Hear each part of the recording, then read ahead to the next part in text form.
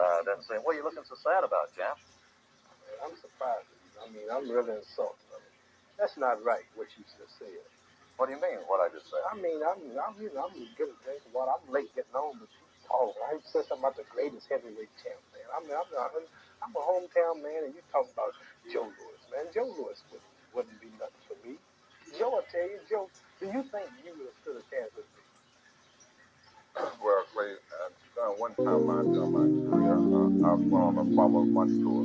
I would have been a bum compared to you.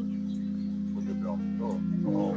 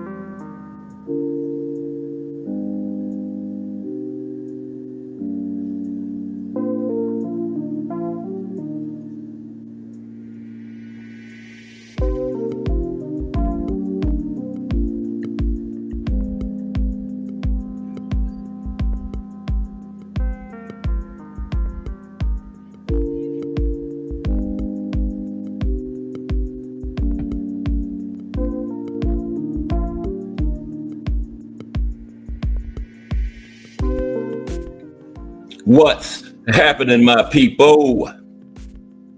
It's Cat Sports again, back for another afternoon with the family.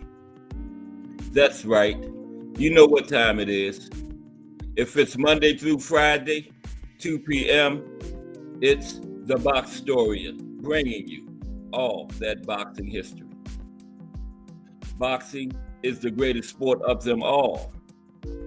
That's why we love it. Can't get enough of it. Salute to everyone and welcome to another afternoon of Cat Sports, the Boxtorian. Today, boxing champions who retired undefeated. Okay, it went over this like 2023. I got a few more for you this time, added to the list. Not since then, but went and found a few more. Got some about 6 women fighters that retired undefeated. So that's what we're going to be talking about today. Some boxing champions that retired undefeated. But it's start a little late, so let's jump right into it with the highlights of boxing history today, which will be top 12 all-time boxers with the highest ring IQs. We're going to talk about 12 boxers who had high ring IQs today for the highlights of boxing history, okay? So let's get into that. We're running a little bit late. This Wi-Fi is just giving me a headache. Highlights of boxing history.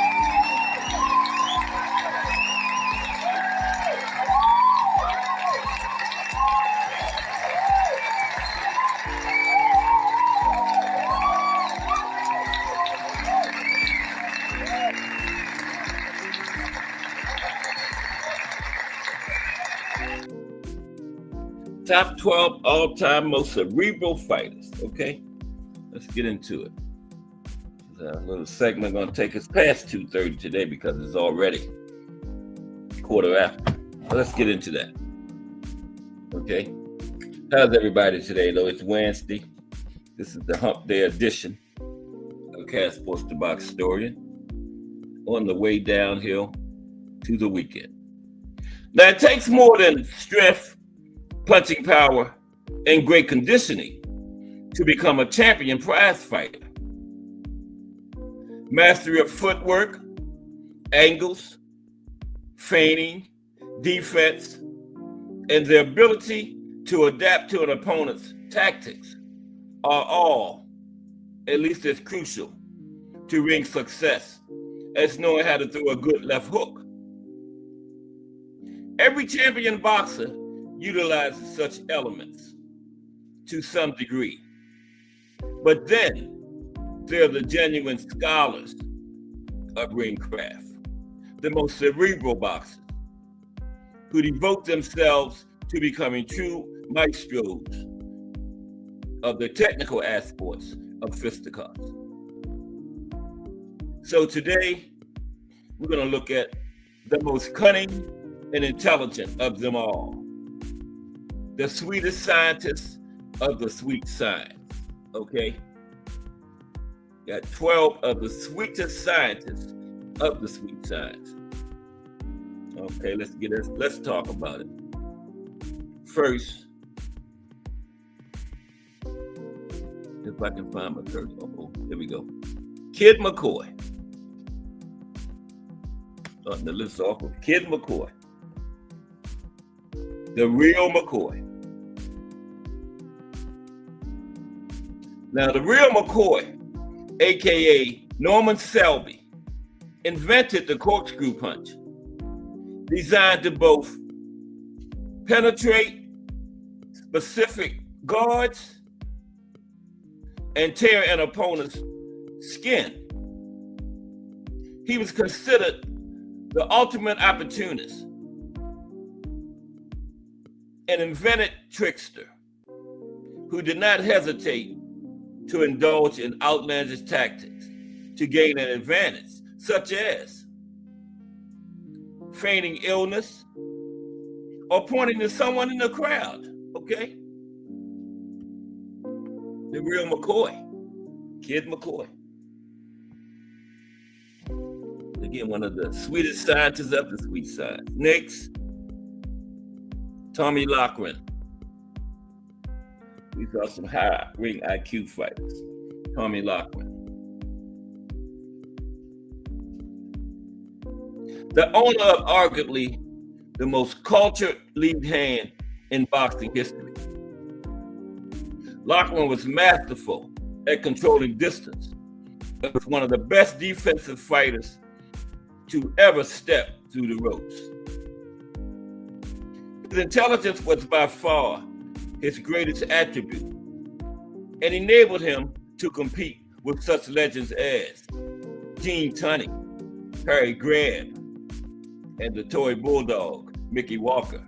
Huge names back from that era. 20s, early 30s. Tommy Loughran. Next we have, talk about cunning. This guy right here. B-Hop. Wasn't above breaking the true rules either. Bernard Hopkins. Talking about some of the most cerebral of boxers today. The sweetest scientists of the sweet science, 12 of them. Bernard Hopkins. Now for Bernard, a master of psychological pressure, the fight begins long before the opening bell. Uh-oh. But once in the ring, he proved himself both a defensive wizard and a master of compelling opponents to fight his fight, right? Like Archie Moore. B-Hop's amazing longevity, a direct result of his intellectual approach to the sport. Bernard Hopkins.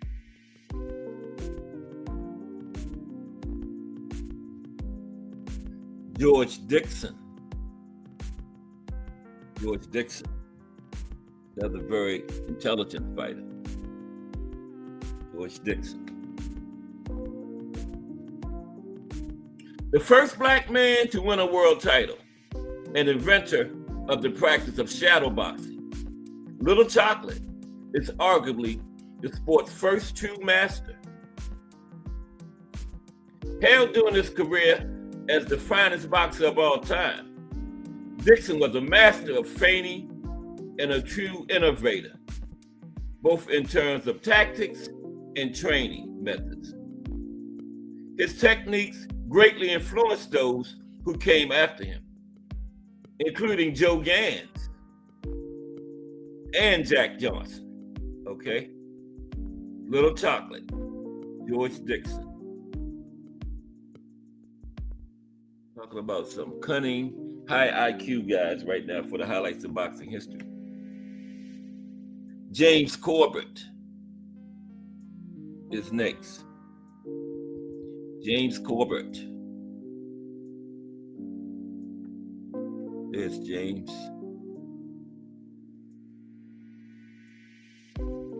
Okay.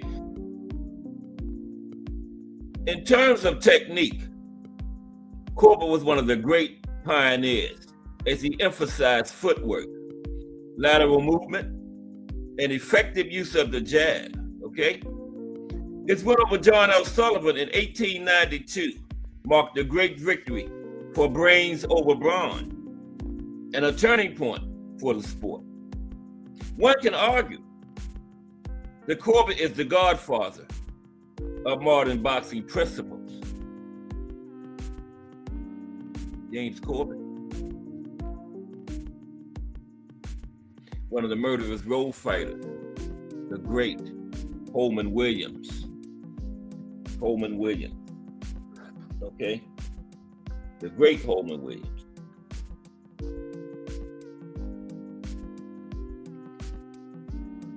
A major influence on the great Joe Louis.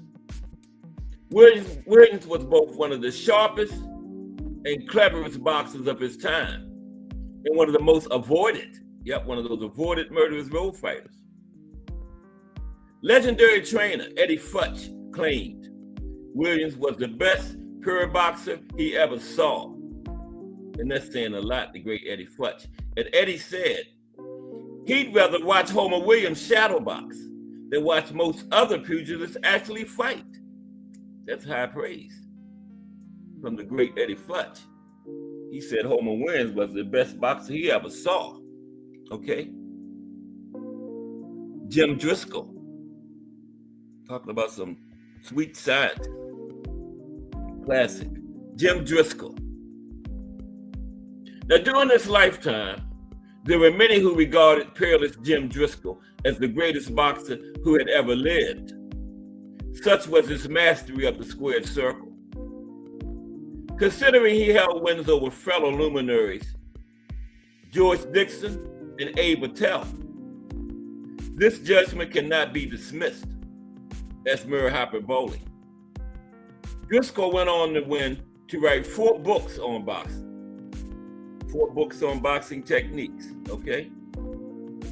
The Textbook of Boxing, Outfighting, Ringcraft, and The Straight Left.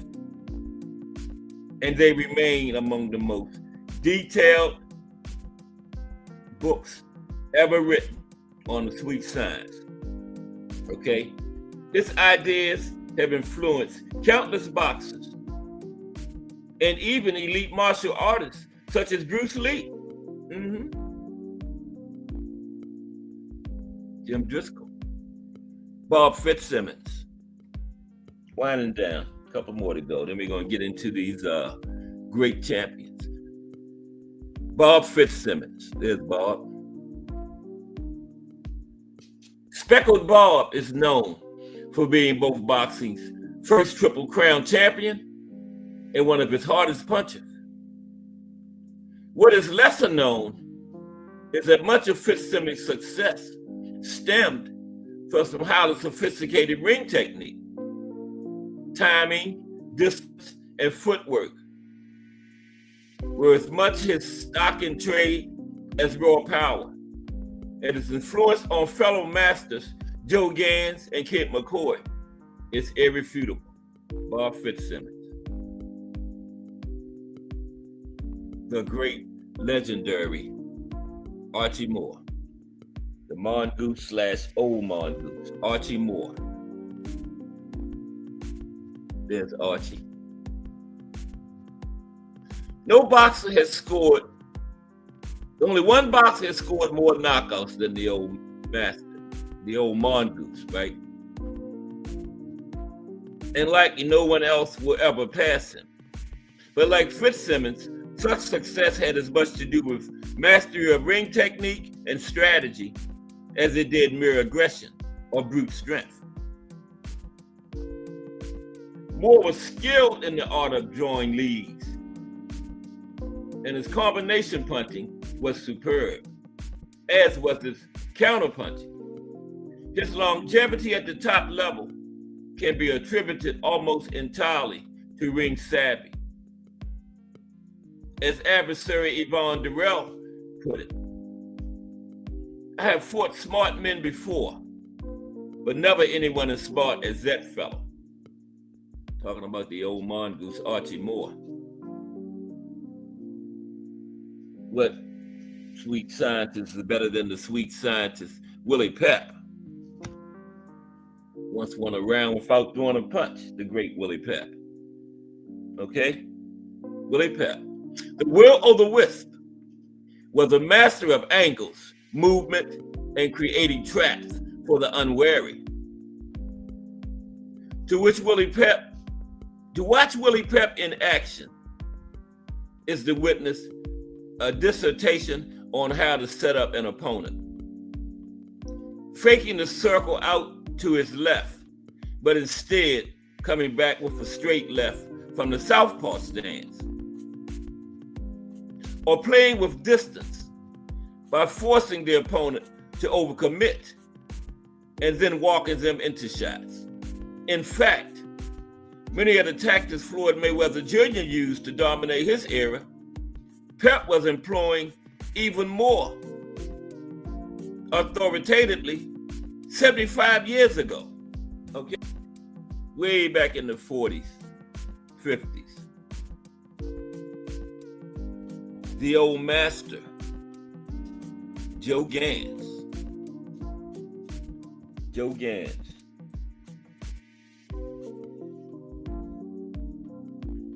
Gans was the first Black American to win a world title.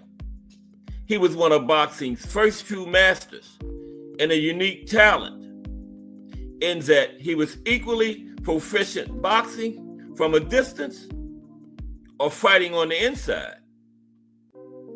A pioneer of ringcraft. He did not invent the left jab, but he refined its use both as a defensive punch and as a distraction to disguise an attack.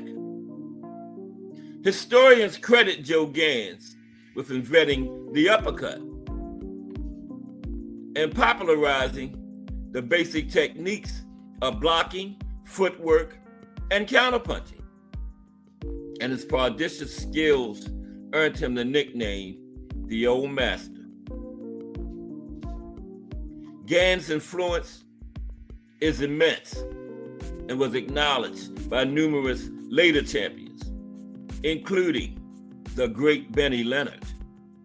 And finally, number one is the great Benny Leonard. Okay, there's the great Benny Leonard right there. The great Benny Leonard. Number one on the list of the most cerebral of boxers. The sweetest of the sweet scientists, the great Benny Leonard. An avid student of the game, spent hours in the boxing clubs, studying different moves and strategies, feints and shifts. And when he chose to share his insights, all training in the gym came to a standstill. Ray Arcel unhesitatingly called Leonard the best boxer he ever saw, citing his ability to make his opponent do exactly what they didn't want to do. Arcel said, "If you were a counterpuncher, Benny Leonard would make you lead, okay? If you were aggressive, Benny Leonard would make you back up." Arcel was his trainer. Leonard's mental energy, added Arcel, was simply unsurpassed. Okay, we got some honorable mentions. That's great, with great ring IQs. Sugar Ray Robinson, Ezzard Charles, Charlie Burley, Harold Johnson, Gene Tunney, Tommy Ryan, Philadelphia Jack O'Brien, Tommy Gibbons, Roy Jones Jr., Abe Attell, Nicolino Loesch, Sam Langford, Billy Kahn, Wilfred Benitez, Jack Blackburn, Guillermo Rigondeaux, Jersey Joe Walcott, Ida Joffre, Floyd Mayweather Jr.,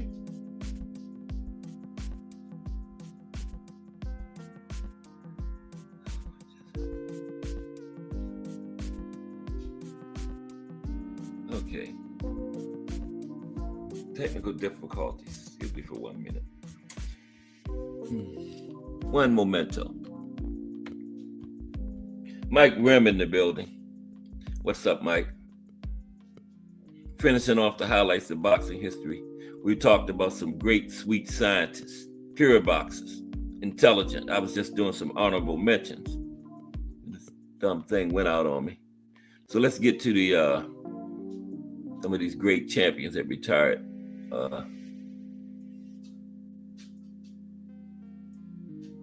Undefeated.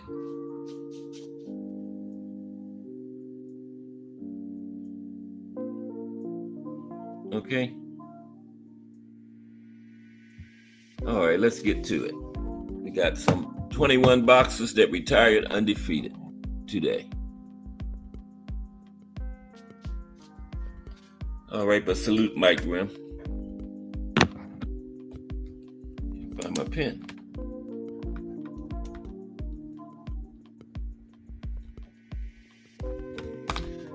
I don't have all my pictures and stuff today either. Had a whole lot of trouble with the internet this morning, but we're going to get it in. Okay? Bear with me for a moment. It's Wednesday, hump day, on the way downhill to the weekend.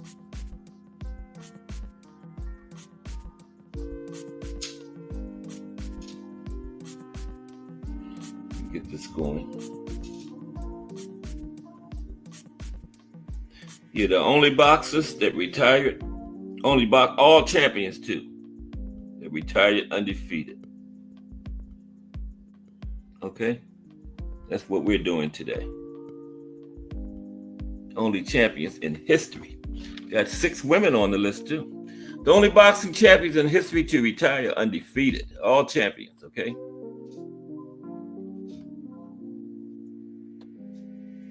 Now,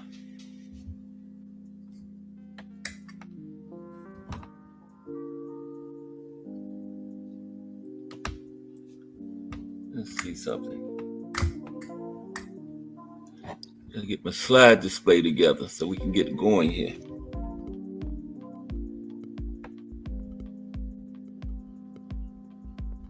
Okay. That's Edwin Valero. He retired undefeated. I got a little piece on him coming up too. Now, there have been thousands of professional boxers over the years, but most of them, even the greatest, lost a fight or two along the way. Retiring undefeated in the sport is quite an accomplishment. Today's list features we got 21 boxers in history who were world champions and managed to finish their careers without losing a fight.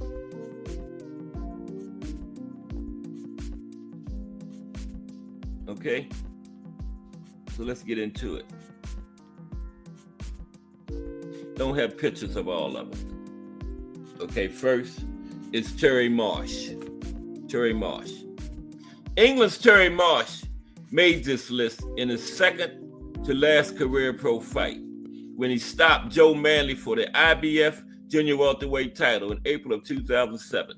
He didn't win his title. He was undefeated, but he didn't win his title until the last fight, April of 2007. Marsh then defended it 4 months later with a 7th round knockout of Akio Kamada and duly hung up his gloves after one defense with a near perfect record.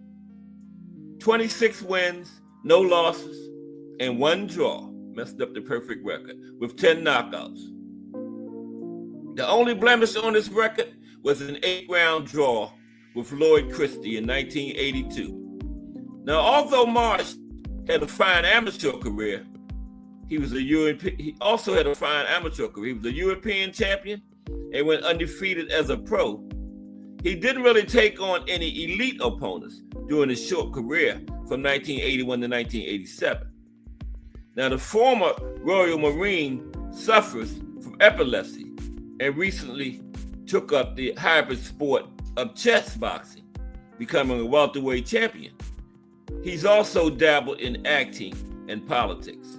Terry Marsh starts the list out of the undefeated champions who finished their careers undefeated. Okay, next is Harry Simon.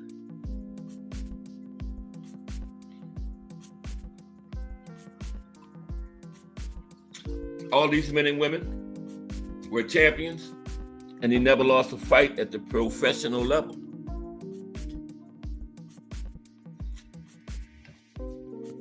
Okay, Harry Simon is next.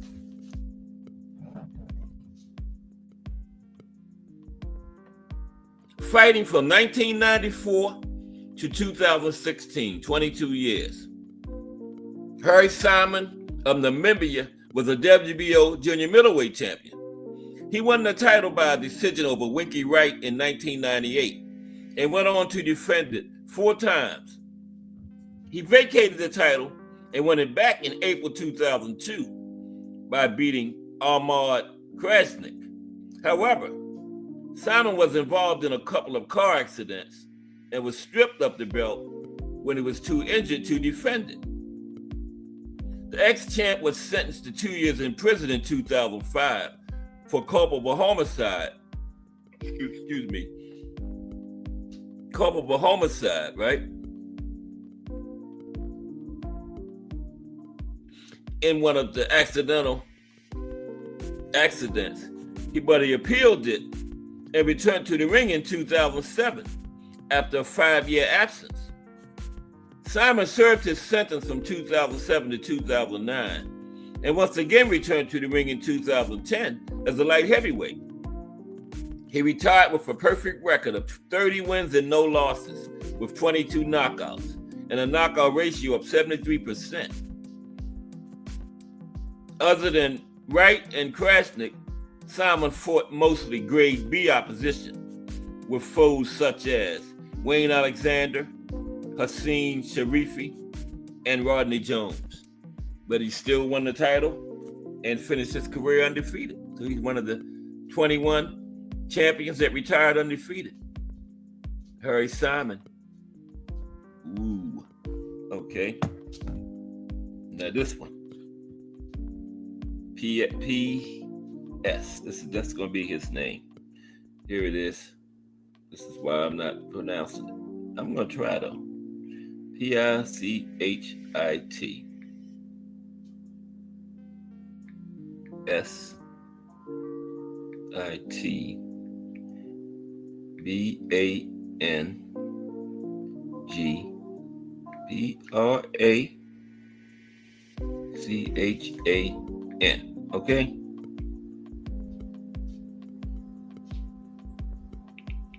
Yeah, this is his name right here.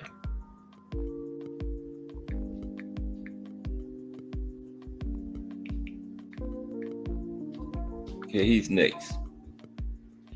Pitchett Sitbangpachon. Pitchit Sitbangpachon. That's close. Okay. Thomas Hill in the building. What's up, T Hill?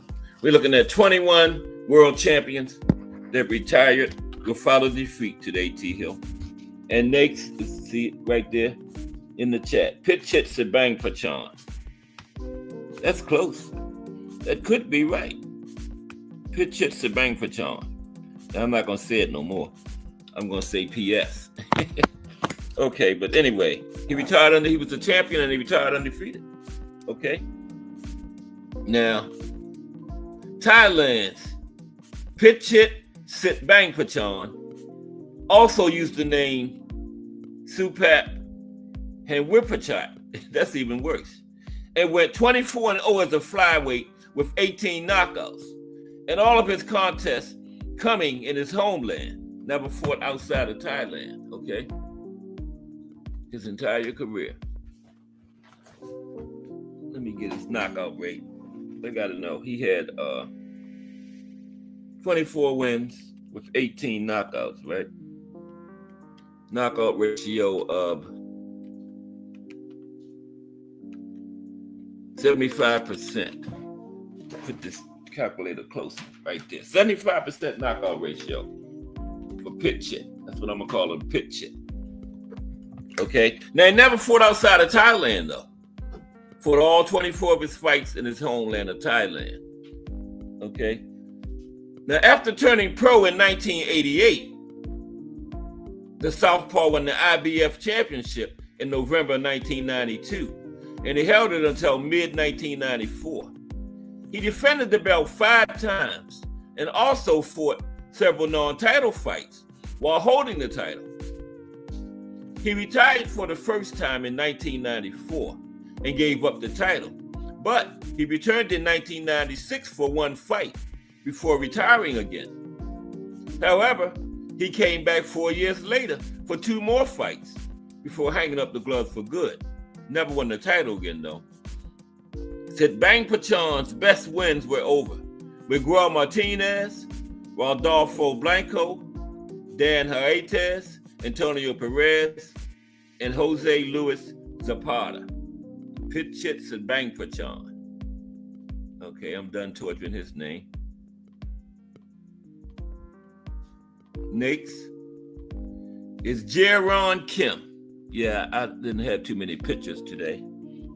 Wi-Fi was acting up, but I got a few of them. Jaron Kim, another champion that retired undefeated. Jaron Kim hailed from South Korea and was a boxing star in the amateurs with several gold medals to his credit in various tournaments across the globe. The Southpaw turned pro in 1982, won a few regional titles, and then stopped fellow countryman Seo Sung-in for the IBF Super Bantamweight title in January 1985. Kim defended the title 4 times, 3 by knockout, and 3 times against ex-world champions, before retiring as the undefeated title holder at the end of 1986. His biggest wins were against Bobby Berner, Seo Sung-in, Rudy Kosiskas, and Ruben Palacios. The reason Kim walked away from pro boxing after just 4 years was to sing and act in the theater. He didn't win all his fights, though, as Kim fought to a pair of 10-round draws with Naphtali Alamak early in his career, and he finished 16 wins, no losses, 2 draws with 7 knockouts. Okay? Only fought 4 years, but he retired undefeated. Yes, he did.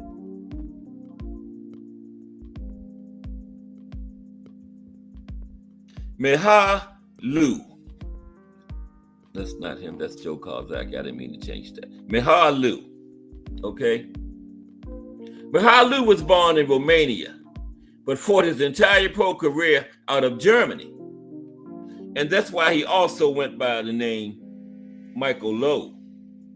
Liu was a 4-time national champion as an amateur with amateur record of 190 wins and 10 losses, and then fought professionally from 1991 to 1997 with a pro record of 28 wins, no losses with 10 knockouts. He won the vacant WBO welterweight championship in 1997 by decision over Santiago Samaniego. Lou defended the belt 7 months later by majority decision over Michael Carruth, and that was the end of his pro boxing days.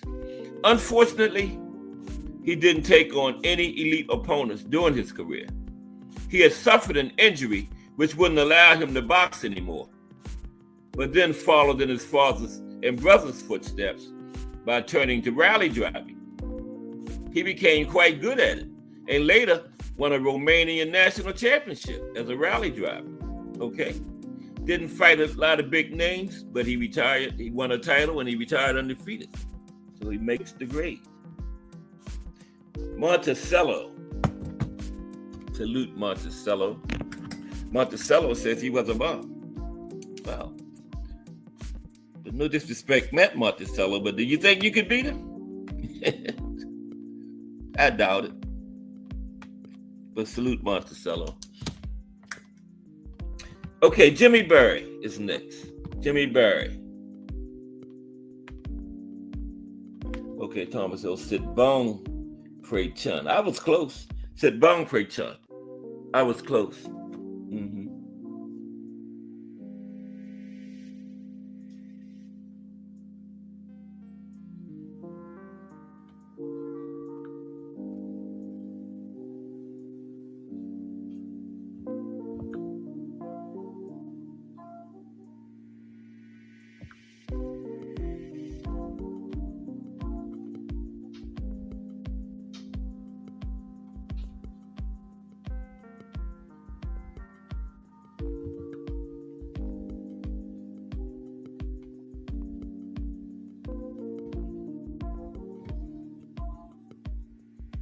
Okay, Jimmy Berry.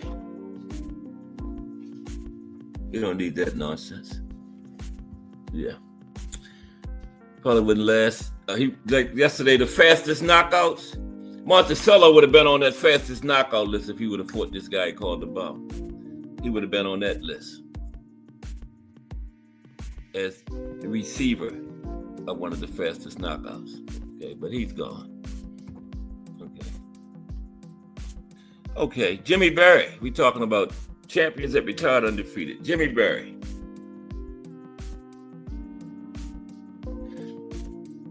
Now we're going back in time now to another era of boxing, to Jimmy the Little Tiger Berry of Chicago. Berry fought from 1891 to 1899 with an official record of 59 wins, no losses, and 10 draws with 40 knockouts. And Berry boxed to 10 draws in his career, including each one of his last 9 fights. 9 of his last 10 fights were draws. Incredible. Okay.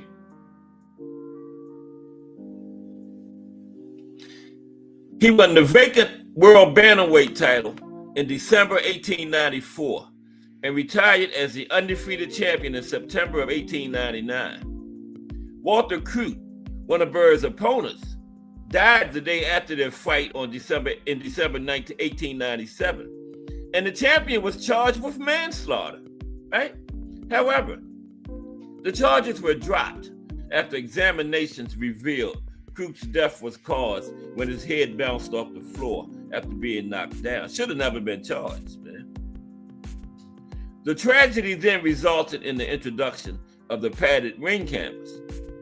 And Berry felt terrible about Crute's death, and he fought 10 times after the accident with just 1 win. Okay? Yeah, that really affected him. And they charged him with manslaughter, but later dropped, because they said his head bounced off the floor. How could you prove intent anyway? It's a boxing match. How can you prove, manslaughter? I guess you don't have to prove intent, but the man should have never been charged. Manslaughter, like you killed the person.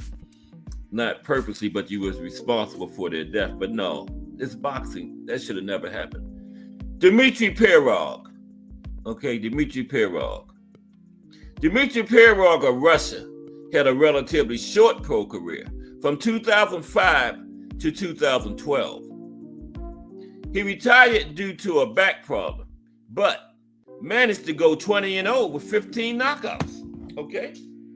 Yeah, had a short career, but he did get 20 wins with no losses and 15 up by the knockout route for a knockout ratio of 75%. Yeah. Oh, my goodness.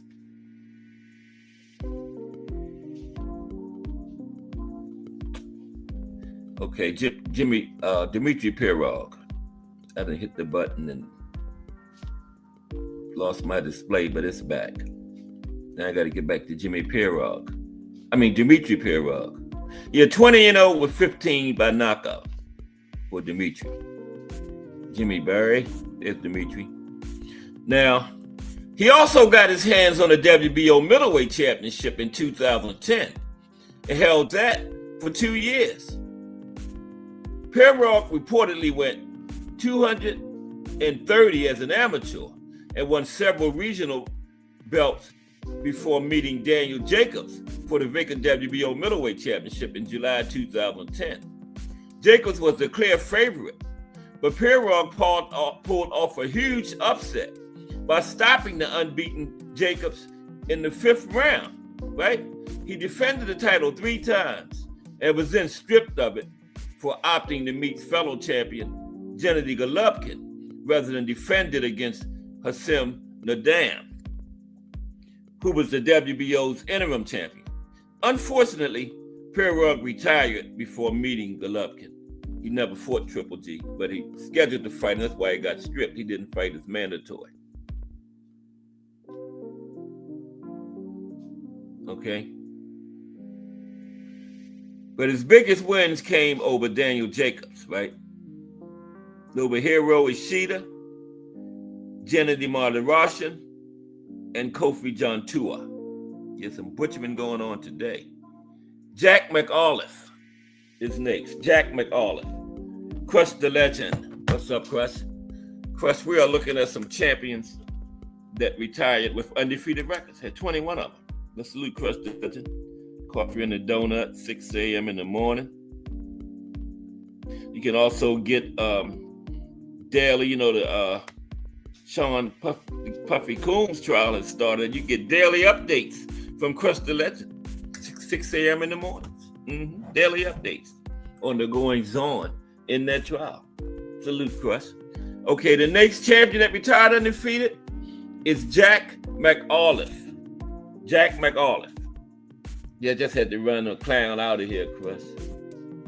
They're calling fighters bums and stuff. And I did a list yesterday of the fastest knockouts in history. If he would have fought that bum, he would have been on that fastest knockout list. That's why I ran him up out of here. But anyway, like Jimmy Berry, Jack McAuliffe from Cork, Ireland, boxed in the late 19th century. He was a lightweight who fought in America from 1885 to 1897 with an official ring record of 28 wins, no losses, 10 draws, with 20 knockouts.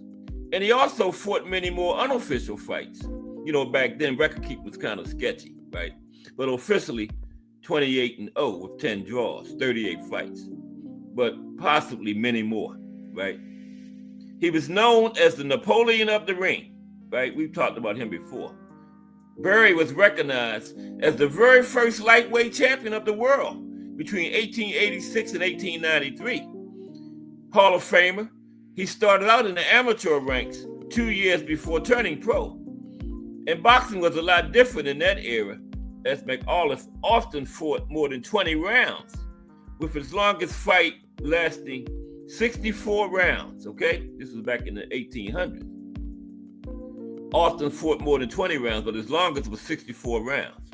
Them guys had some serious conditioning, man, And back then, you only got like 20 seconds in between rounds. You didn't get the minute. So, fought 64 rounds with just 20 seconds in between rounds. Wow. McAuliffe was the first world champion to go undefeated when he decided he had enough in 1897. So all these guys are men and women are champions and one undefeated. And Jack McAuliffe was the first champion to ever retire undefeated. Jack McAuliffe, 1897. I finally got the one where I have a picture. Yeah, my Wi-Fi was treating me bad this morning. Didn't get all my pictures in, but I got a picture of him. And where did it go? There he is, Edwin Valero. We're going to talk about him when we finish this list because, you know, he had tragedy and all that. We're going to talk about him. Edwin Valero. He finished undefeated. Every one of his wins was by knockout. All of them, 100% knockout rate. That's quite an accomplishment. Won a championship, retired undefeated. All 27 of them was by knockout. The first 19 in the very first round. Edwin Valero had quite a career. Now, the knock on him is he didn't fight a lot of top-level opponents, but they were all professional fighters, and he beat all of them, and he knocked all of them out. You find Arnie One in the building. What's up, you find Arnie One? And Mike Mazik in the building. What's up, Mike? Good to see y'all today. We talking about champions that retired undefeated. Got some women this time. We did this list like 2023. I added a few more to it this time. I don't know why this thing keeps jumping off track like that. Bear with me for a moment. This Wi-Fi is treating me bad, man, bad. Where are we? Edwin Valero, right? Yeah, I got it straight.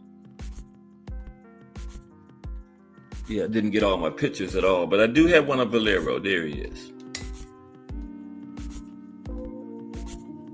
But salute Mike Mazik and you find Arnie One. Appreciate you stopping by. Let's take a look at Edwin Valero. Okay. Yeah, 27-0, 27 knockouts.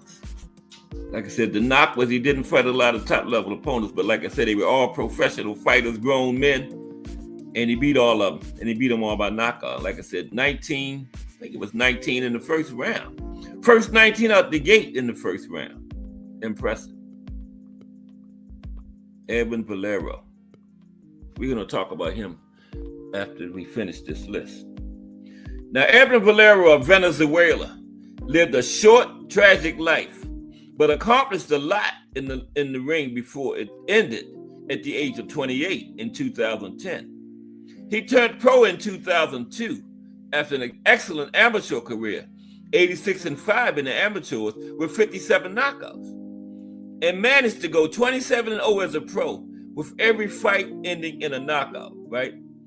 The Southpaw was also the first boxer in history to start his pro career at 18-0 with 18 first-round knockouts. It was 18. 18 out the gate in the first round for Edwin, okay? That is very impressive.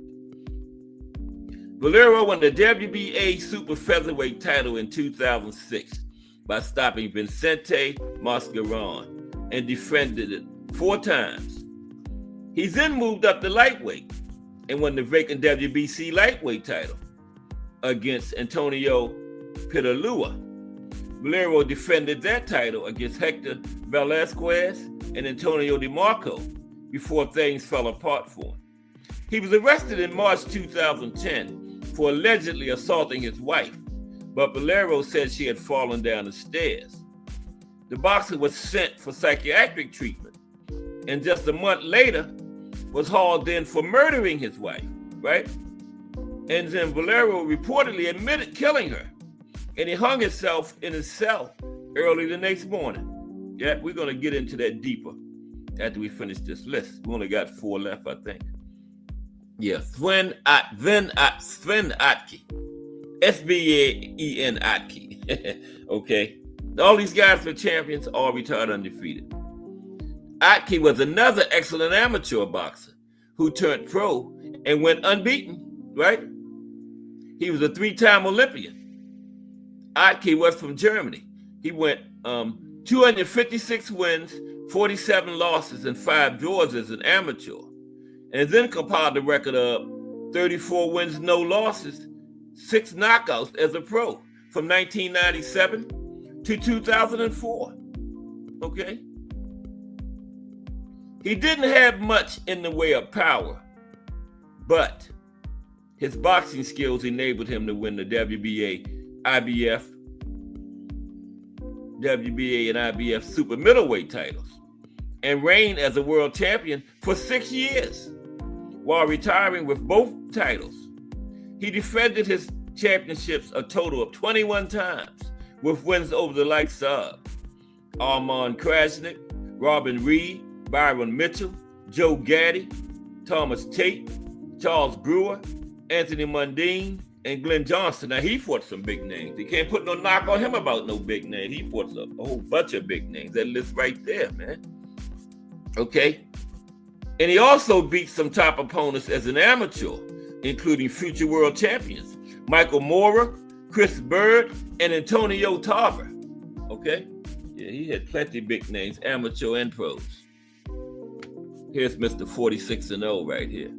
Joe Calzaghe, Mr. 46-0, Southpaw Joe.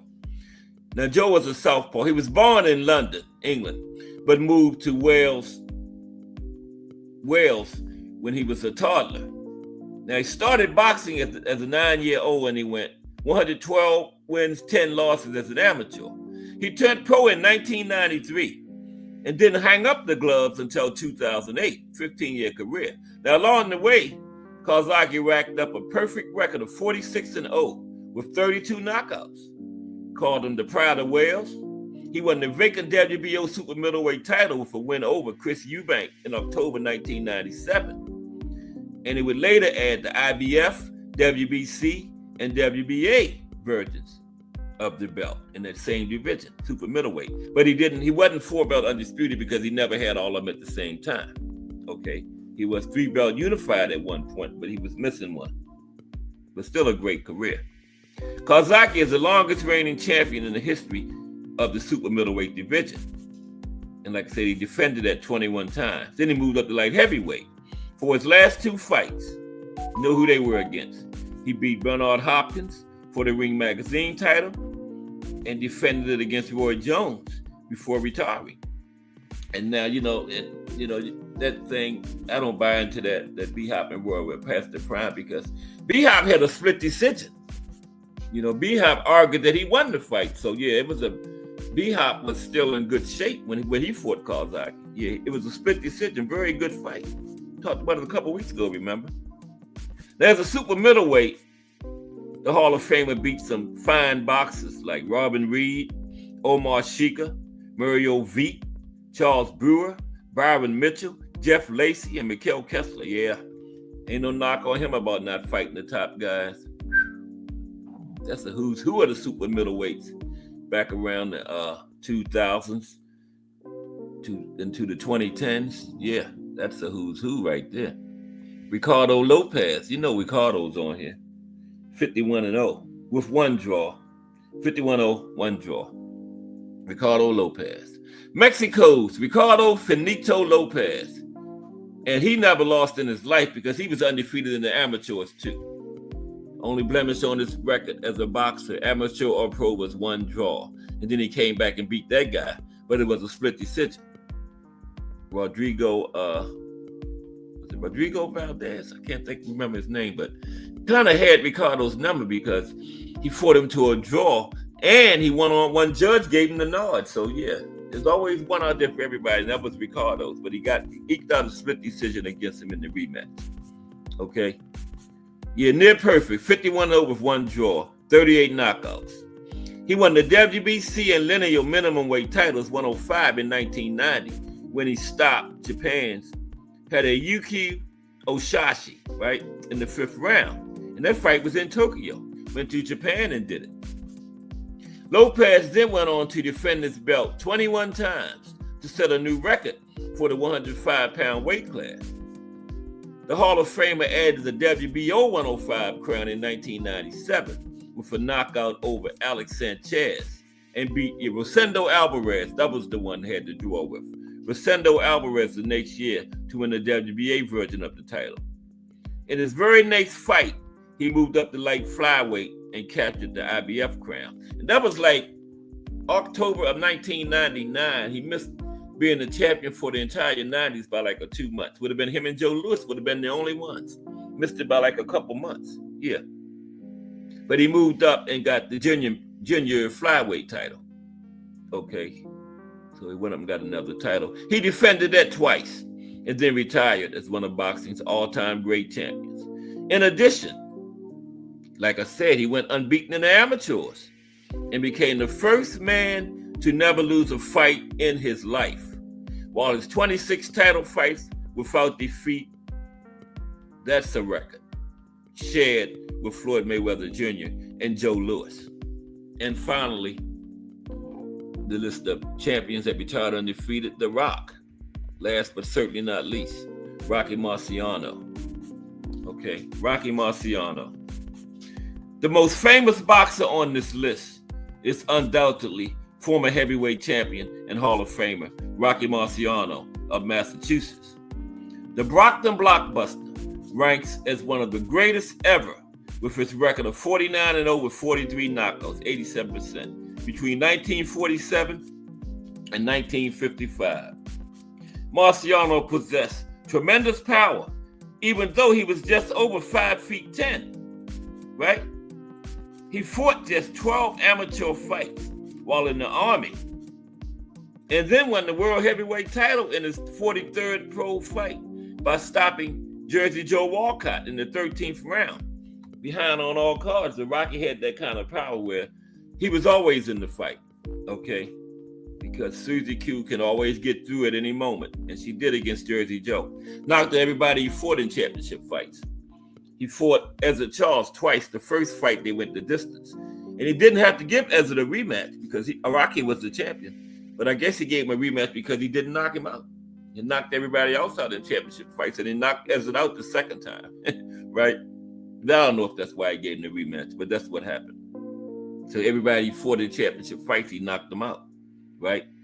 Then he retired after the rematch with Jersey Joe. He stopped Jersey Joe in the first round, the second time, right? 7 total defenses. And he contemplated a comeback in 1959, but ultimately decided against it. We might have seen him and Sonny Liston if he would have came back in 59. Okay, Marciano would lose his life in a small plane crash in 1969 when he was 45 years old, just the day before his birthday.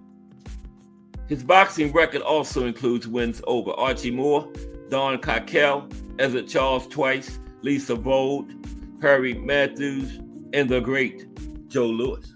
Okay, when he fought Joe Louis was old, but Joe Louis was on an 8-fight winning streak.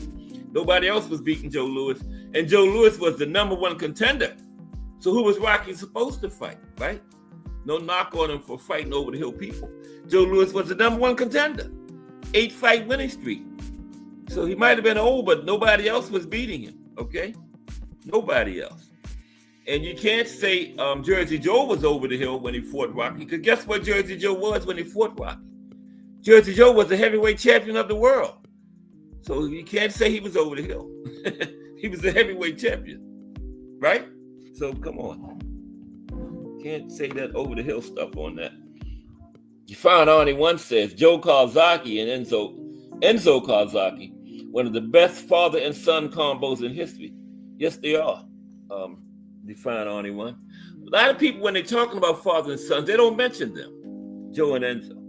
I even did one time and didn't mention them. Yeah, but you're right, Define Arnie. One of the greatest father-son combos ever. No doubt about it. Let's talk about Edmund Valero right quick. Okay, I wanted to get to this because this is kind of interesting about him. Yeah. If I can get it up, put it in there. Let's see. But how's everybody? I got a good show coming up Monday. I found this great piece on the murderous road fighters. I'm gonna do it Monday. It is I enjoyed it thoroughly, and I know y'all will too. That's Monday's show. I don't know what I'm gonna call it yet, but it's about the murderous road guys, man. Yeah, we're gonna talk about Edmund Valero again, right quick. There's Edmund again, right there. Yeah, had a tragic end to his life. Now, has there been a boxer with an undefeated career who won all their fights by knockout or technical knockout? Yes, there was. Edmund Valero. Okay. Currently, there's just one champion in history with more than 10 fights, who won every one of his fights by knockout, right? And was undefeated. Well, I guess he was undefeated if he won every one by knockout, Cass. Duh, right?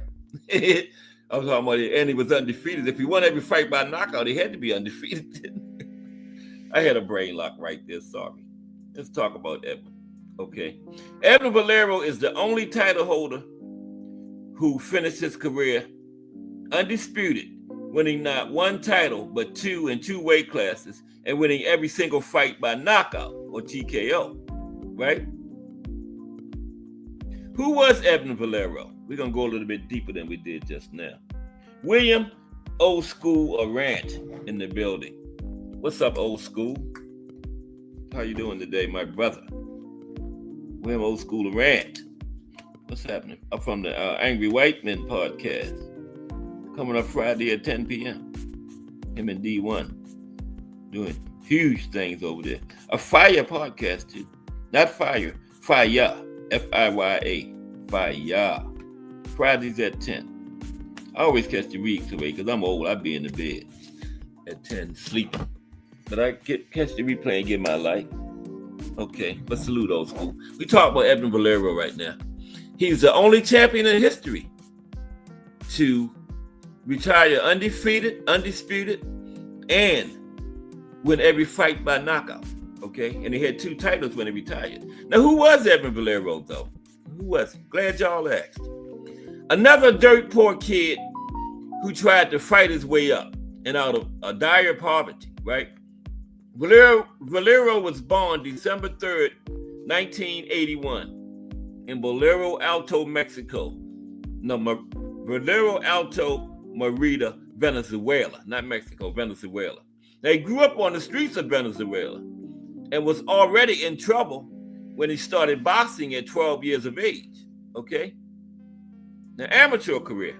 Valero became an outstanding amateur with a final record of 86 wins, 6 losses with 57 knockouts. He was a featherweight quarterfinalist at the 2000 Olympics, okay? He was runner-up at the 2000 Olympic Festival. Featherweight silver medalist at the 3rd America's Olympic Qualifier, okay? Now, Valero was a 3-time national amateur champion, and then he decided to turn pro at 19 years old. Professional career for Valero. Okay. Let me see what's happening in the chat. Old School in here. I gotta keep track. Okay. Let's see. Professional career. Now, Edwin Valero was 27-0, 27 knockouts when he died, right? He competed from 2002 to 2010. He was an undefeated former world champion in 2 weight classes when he died. He was still active when he committed suicide in jail. But he wasn't going to fight anymore because he was in there for murder and he confessed to it. So his career was effectively over, okay? Whether he had killed himself or not, because that's he was going to be in the big house. Probably would be still in there because this is like 2000, late 2008, somewhere like that. I'm going to tell you. Okay. Now, he had the WBA super featherweight title from 2006 to 2008 and the WBC lightweight title from 2009 to 2010. Now, in 2010, he moved up to junior welterweight, but died before he could fight for the title. He had some fights there, but he didn't get to a title shot before that tragedy happened. He had incredible power. 100% of his fights ended by stoppage. 100% knockout ratio. Okay? Only got 27 before it happened. 18 of his fights, 2 out of 3, or 66% ended in the first round by knockout, right? He set a new world record by winning his first 18 fights as a pro by not only by knockout, first round knockout, okay? Incredible power. He broke Arthur Suskind's record, which had lasted 101 years. I don't know how many Oscar had, but Valero set the new record at 18. First round knockouts, first 18 fights, right? And Oscar's record was set in 2005 and Valero broke it in 2006. I don't know why they didn't give me what Ox's record was, but it's 18 now. Better Be Ab made a run at it, but he got a loss now. So, but the Better Be Ab had like 20 or something. But they wasn't all first rounders neither, so yeah. But anyway.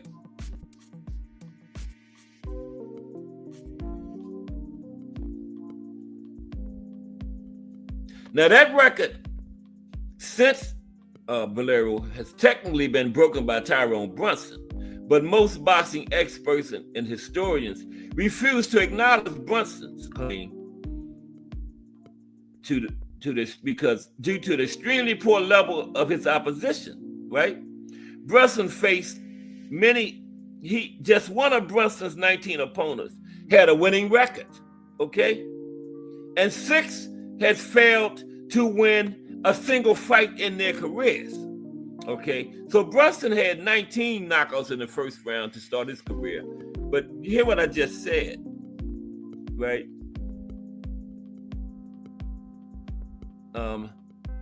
6 of those guys that he knocked out on his way in the first round had not even won a fight yet, okay? 6 of them had not even won a fight. And only one of those 19 had a winning record. So no, we don't count Brunson. I don't even know why they even mentioned him, right? Now, Valero was a left-handed boxer, right? Known for his ferocious fighting style and exceptional punching power. He had a good jab and solid boxing skills. His natural speed and agility, combined with his incredible power in both hands, let him attack from the bell and through the entire fight. He came right out there on the attack and had tremendous conditioning because he stayed on the attack for the entire fight. Yes, he did. Now, he also had a great chin, showed it in his fight with Antonio DeMarco. DeMarco had a 73% knockout percentage, hit Valero clean on several occasions, but he couldn't put him down. And the battering Valero gave DeMarco showed in his record before he retired on his stool from the beating by Valero, right? Now, DeMarco was 23 wins, 1 loss, and 1 draw before Valero. After the beating he took from Valero, DeMarco went 10 wins and 9 losses, okay? Just 1 loss, 23-1 before Valero. After the Valero beating, 10 wins, 9 losses, okay? And Valero had a fire resume. Listen to some of the names he faced. This is anybody know about the early 2000s, 2000 to like 2010. Listen to these names, okay? Vicente Mosquera, Antonio Pitalua, Antonio DeMarco, Hector Velasquez, Takahiro Shinmada, okay? Time at the top. Now, he entered the top 10 rankings in 2006, right? Top 10 pound for pound in 2006, right? 2007, he was number 4 super featherweight and WBA super featherweight champion. 2008, he was the number 1 super featherweight and WBA super featherweight champion. 2009, number 1 lightweight and WBC lightweight champion. 2010, number 1 lightweight and WBC lightweight champion in recess, so he could move up and fight for the junior welterweight title until he murdered his wife and committed suicide on April the 10th, 2010.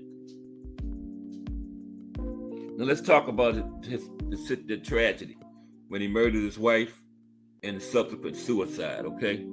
Just talent wasted, man. This man was, he had 27-0, 27 knockouts before this happened. I think he was just 28 years old when it happened.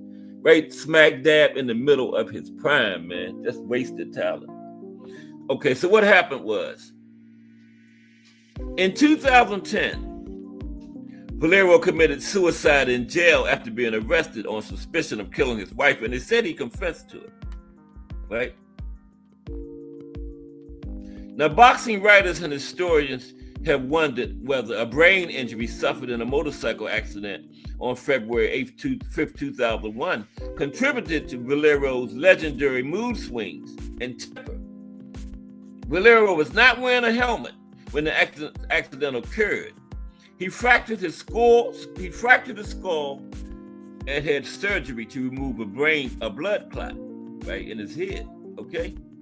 This injury was sustained prior to his launching his pro career, and it created problems for major commissions and title bodies sanctioning his fights. Now, Valero claimed that his doctor had cleared him to fight on January 17, 2002. Now, whether he actually did clear him is unknown, and Valero began his career in July 2002 with a first-round knockout, of course, okay? Now, he appeared to be on the last train to superstardom when it was inked to a contract after his 12th pro fight by Golden Boy Promotions. He was scheduled to appear on HBO's Boxing After Dark, but in January 2004, he failed an MRI owing to brain scan irregularities in New York. This resulted in his being banned from fighting in the United States and caused the cancellation of his HBO match. Now, he continued to fight outside of the United States until March 25th, 2008, when he was cleared to box in the state of Texas. But personal problems and massive drug use, including cocaine and alcohol, were already destroying what might have been a Hall of Fame career. Yeah, this guy was talented, man. Valero was accused of assault in 2009, and then again of assaulting his wife in March 2010. His behavior at the hospital where his wife was being treated was so vicious and violent that he was hospitalized for psychiatric treatment. But it was to no avail. 3 weeks later, Valero's wife was stabbed to death, and the police claimed Valero confessed to the crime, and he hung himself the next day after being arrested in his cell the next morning. Edwin Valero. Wasted talent, man. This guy he would be nowadays, because he was had got up to welterweight, so he had left those lower weight classes. And man, he would be a household name, talked about among the greats, because he had the goods. Edwin Valero did, man. Watch some tape up. 27 fights, 27 knockouts. First 18 in the first round. Okay. What time we working with? We're gonna I got something else for you. We're gonna get some link time too. What's next? I was gonna do that John O'Sullivan and Jake Kilwain fight, but no, let's do this. Wait a minute. I didn't do all the undefeateds. My bad. I got 8 more undefeated fighters that retired undefeated. Why did y'all tell me? T. Hill? I didn't finish the list. I got Andre Ward, Floyd Mayweather. Got 6 women. Yeah. We're going to do that, then we're going to drop the link. Let me finish the list. Oh, my goodness. T. Hill, Fine Arnie, Mike Magic, Old School, Mike Grimm. Why did somebody tell me? Crush? Nobody didn't tell me. Let me finish the list. I wonder why Floyd Pitcher was sitting up there. Yeah, I got Floyd, Andre Ward, Layla Ali. Man. Yeah. Floyd Mayweather Jr. Yeah, I didn't finish the list of the undefeated fighters, the champions that retired undefeated. Let me finish that. Floyd Mayweather Jr., right? He competed between 1996 and 2017. He retired with an undefeated record and won 15 major world championships, from super featherweight all the way up to junior middleweight, right? As an amateur, Floyd won a bronze medal in the featherweight division at the 1996 Olympics. He won 3 U.S. Golden Gloves championships, and he won the U.S. National Championship. Now, Mayweather was named Fighter of the Decade for the 2010-2019, right? By the Boxing Writers Association of America, the BWAA. Okay? He was named the best defensive fighter in history by the BWAA. And Mayweather has a tied record of 26 consecutive wins in world title fights with Joe Louis. And who was it? Ricardo Lopez, I think, was the other one. There's three of them. He got 24 wins against former or current champions when he fought them, 5 wins against International Boxing Hall of Famers.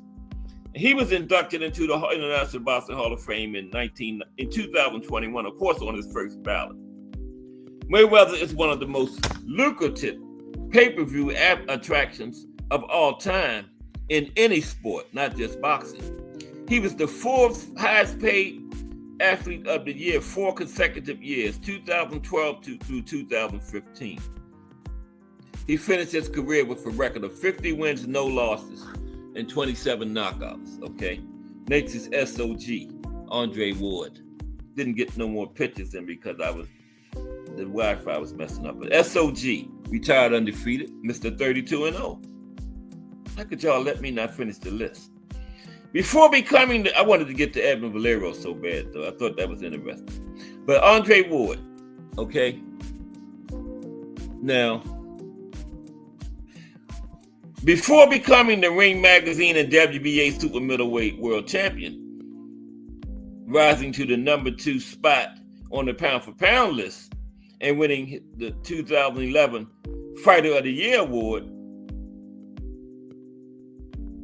to ESPN, Sports Illustrated, Ring Magazine, and the Boxing Writers Association of America had Andre Fighter of the Year in 2011. Okay? A 9-year-old Andre Ward was taken to a boxing gym by his father, Frank Ward.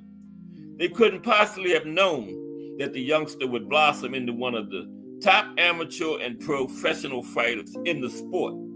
Now, Frank Ward asked trainer Virgil Hunter to teach his son to hit and not get hit. And Hill guided Ward to a Hall of Fame career, becoming his godfather along the way. Ward retired with an undefeated record and he held multiple world championships in 2 weight classes, including unified super middleweight titles between 2009 and 2015, and unified light heavyweight titles between 2016 and 2017. In 2011, he won the Super 6 World Boxing Classic, defeating Carl Froch in the final. He competed from 2004 to 2017, finishing his career with a record of 32 wins, no losses, 16 knockouts. Okay? Andre Ward makes the list of the undefeated fighters. Champions that retired undefeated. Old School says, Crush says, knockout artist of all time. Talking about Valero, yeah, Bob did, Crush. Good point. Bob didn't want, Manny wouldn't have went through those 2000s like that if he would have gotten there with Evan Valero. Great point, Crush. Yeah. Knockout artist of all time. No doubt. No doubt. The greatest. And Old School says Floyd was the best of his generation. Yeah, but that is a great point, Quest. The Bob father kept Manny away from Valero. Because Valero was destroying everybody. That was around the time he was getting them out of there in the first round. Right? But Layla Ali makes the list of undefeated champions, okay? Yeah, Layla makes it. You know, and she had big shoes to fill coming behind her famous father. And I think she did a very good job in her career of, not filling his shoes, but, representing the family, the Ali name very well. 24-0, 21 knockouts. That's like 90-something%, ain't it? I gotta know. Come here, calculator. She had 21 knockouts and 24 wins. That is incredible for women's boxing. 87.5%. Yeah, Layla. Let's talk about these women. I got 6 women champions that retired undefeated. Let's talk about them real quick. Now, Layla Ali is a retired undefeated pro boxer and TV personality. Of course, the daughter of Muhammad Ali, she competed from 1999 to 2007, winning titles in multiple weight classes and retiring with a record of 24 wins and 0 losses. Ali is considered the most successful female boxer in history. Since retiring from boxing, she's become a successful entrepreneur and TV personality, right? Layla has. And also, Layla also marked her name in history by fighting Joe Frazier's daughter in the first female main event pay-per-view fight. Yep, Jackie Frazier lied. Or is it Hyde? I think it's lied. Jackie Frazier lied, right? Yeah. Okay. And the next female is they retired undefeated, is Michelle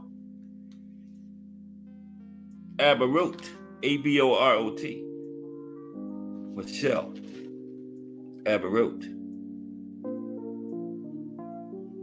That's probably not how you pronounce it, but it's close.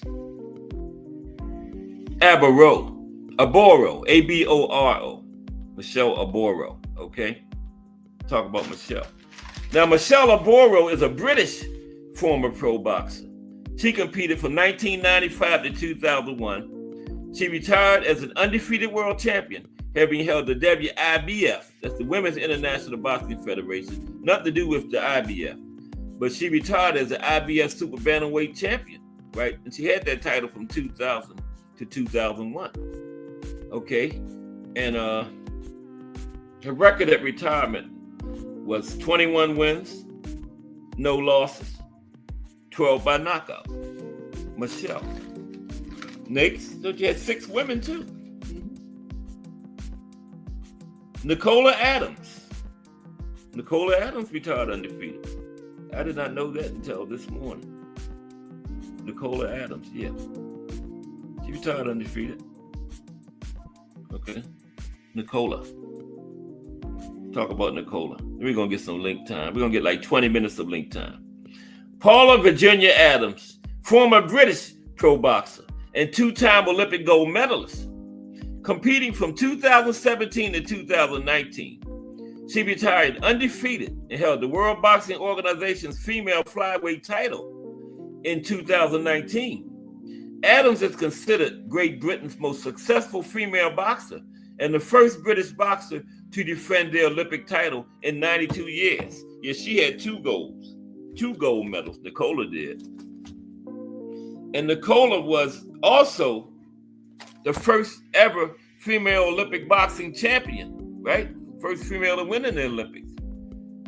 Katie Taylor won in that first Olympics, but Nicola got hers first. 2012 was the first women's Olympics, first time to let the women in. She was forced to retire in 2019.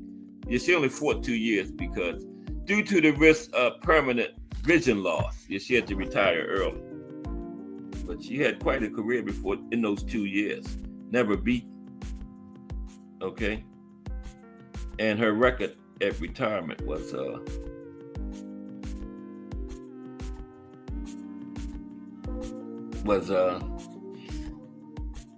I didn't write hers down, but I can get it. Okay. Yeah. 6-0. 3 knockouts. 1 draw. Because she had to retire because of that injury. Okay, but it's still notable because of her Olympic experience and everything. Then we had Natasha Rogacina. Okay? Natasha Rogacina. She also retired undefeated. Natasha Rogacina. How do you spell that? Rogacina. Just like it said.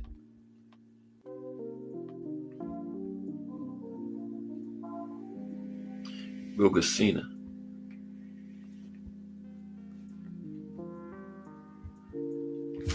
I can't get Natasha to come up, so we might not be able to talk about Natasha. Oh, there's Natasha. I don't have no pictures, but I got her. Okay. Natasha Rogacina, better known as Natasha Rogacina, is an undefeated retired Russian pro boxer who spent much of her career ranked as the top female super middleweight in the world. Okay? Natasha spent much of her career at the top.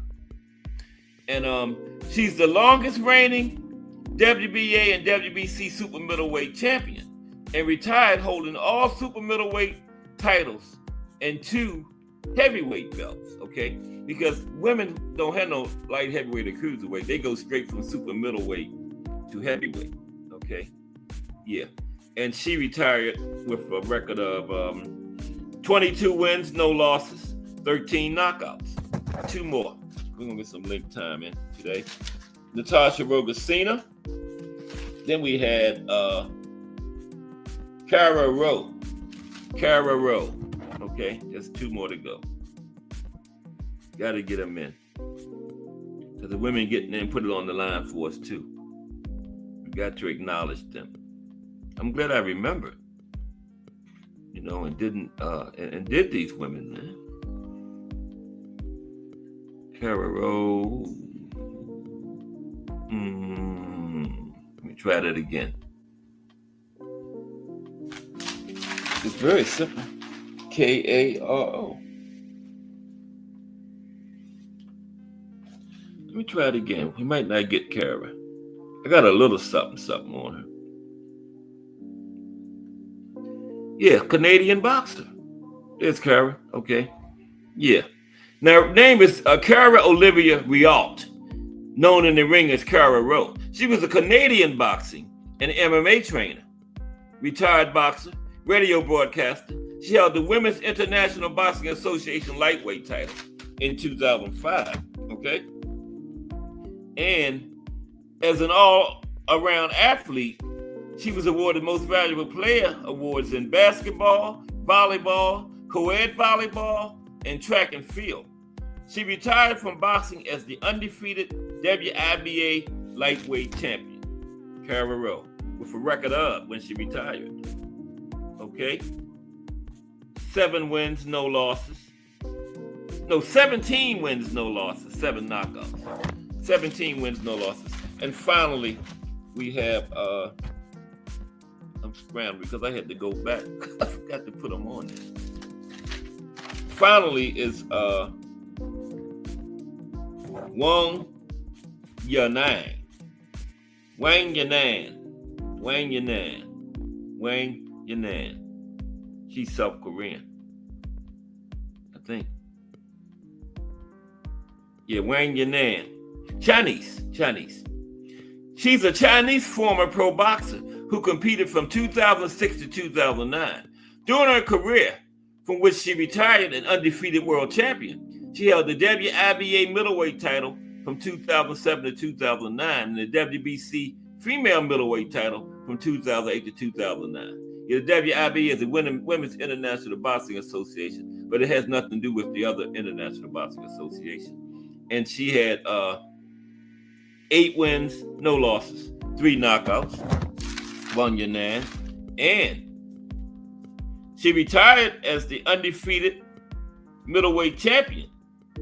She was the first Chinese boxer to hold a women's middleweight title. Okay, yeah, there you have it, the undefeated champions. I had some other stuff. I already got tomorrow's highlight for boxing history then. But we're gonna drop the link now and get like 20 minutes. I gotta get out at 4. Old School says, oh shoot, I messed the chat up. Oh, I read that. Yeah, Crush was talking about Bolero, knockout artist of all time, and Bob kept Manny away from him. Yes, he did, Crush. He did. And Floyd was the best of his generation. Yeah, I would say so. Let me put the link in so we get about 20 minutes in. They done changed the link screen, man. I'm old. I was just getting used to the other one. Damn. Don't you know who I am? Well, how's everybody? I got a good show next Monday. It's going to be about the murderous road fighters. Yeah. I found this piece yesterday on a good long piece, man. I really enjoyed it. I know y'all is too. Because we love this boxing. We love this history. And yeah, that's going to be good. Monday at 2 p.m. Because if it's Monday through Friday at 2 p.m., it's the Boxtorian bringing you all that boxing history. Y'all know what it is. Okay. Link coming in. I don't need that light flared in my face. Can't see nothing.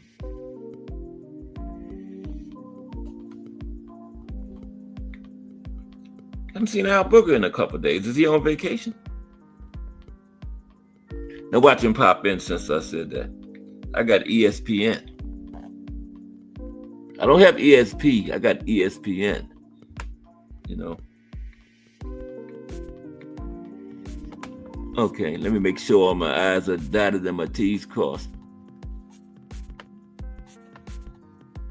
Mm-hmm. Yep. Yeah. Okay. And the link is for everybody, man. Everybody is welcome to hit the link. Open door policies. I guess that's right. I don't know. We'll see. Thomas Hill will let me know if it's not. Yeah, we got what we got this weekend. This is what is this? May what? Something 10th or something like that.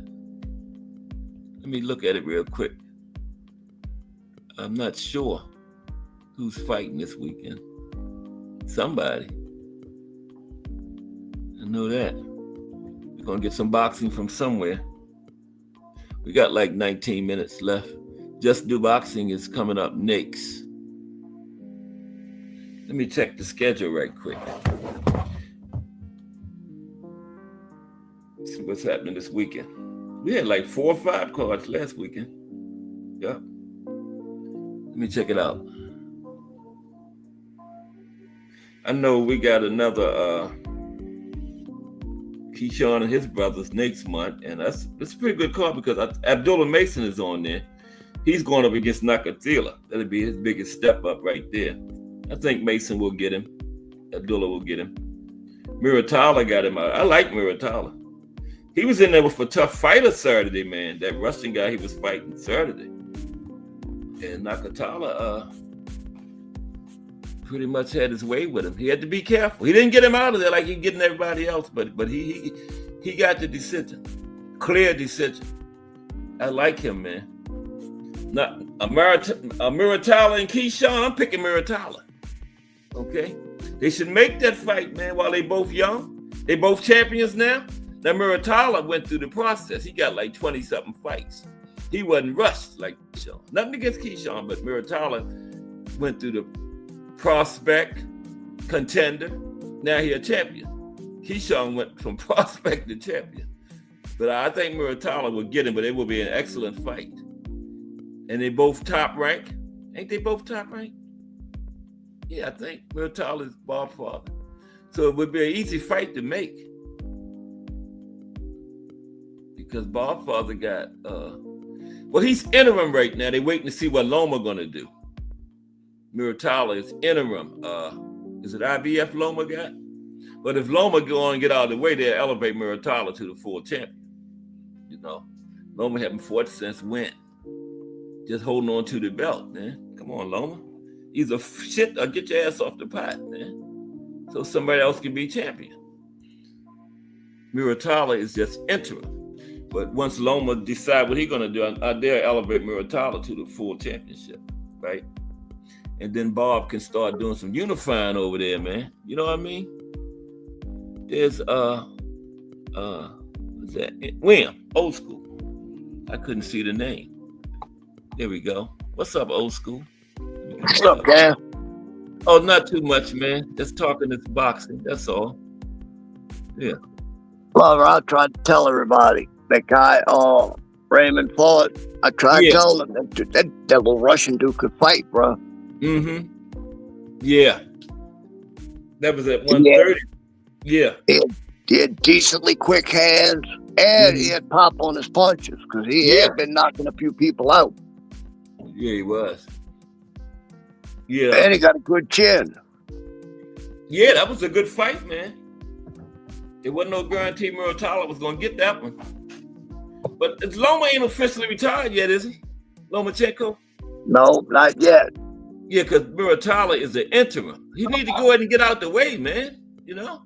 He had a good career. Hall of Famer. Let some of them young lions get up in there. What do you think about Muratala and Keyshawn, Old School?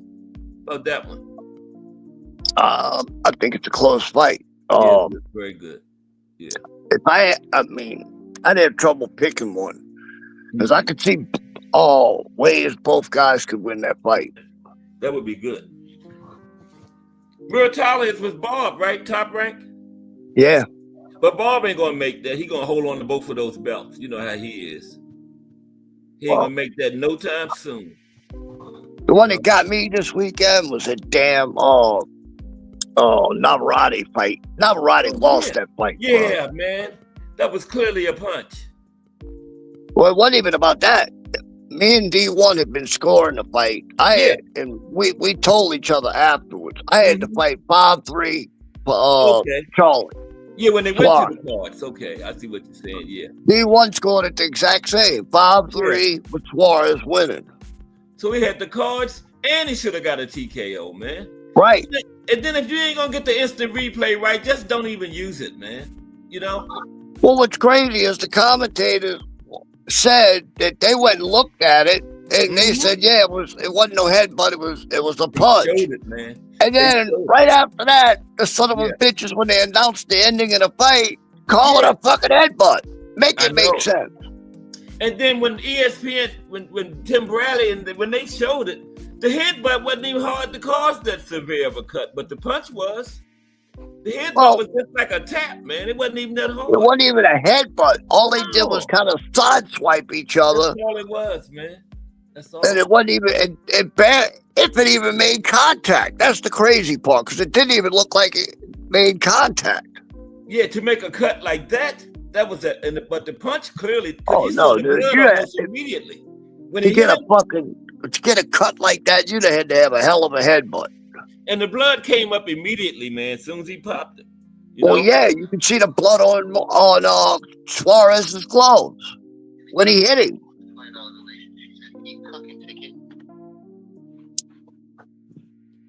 Is that Crush? Yeah, what's up? What up, my guy? Hey, salute, Unc. What's going on, old school, my brother, my soul brother? What's up, Uncle Cass? How you doing, Unc? Always having class at 2 p.m. I think a lot of people on YT need to have their asses here every Monday to Friday at 2 o'clock. If not, they can't come talking boxing with me, man. You know, I'll be sparing them. All right, Crush, what'd you think of that Suarez fucking Navarrete fight? All right, so I got a chance to rewatch it. Bro, it looked like it was from a punch. I think Suarez should get the win.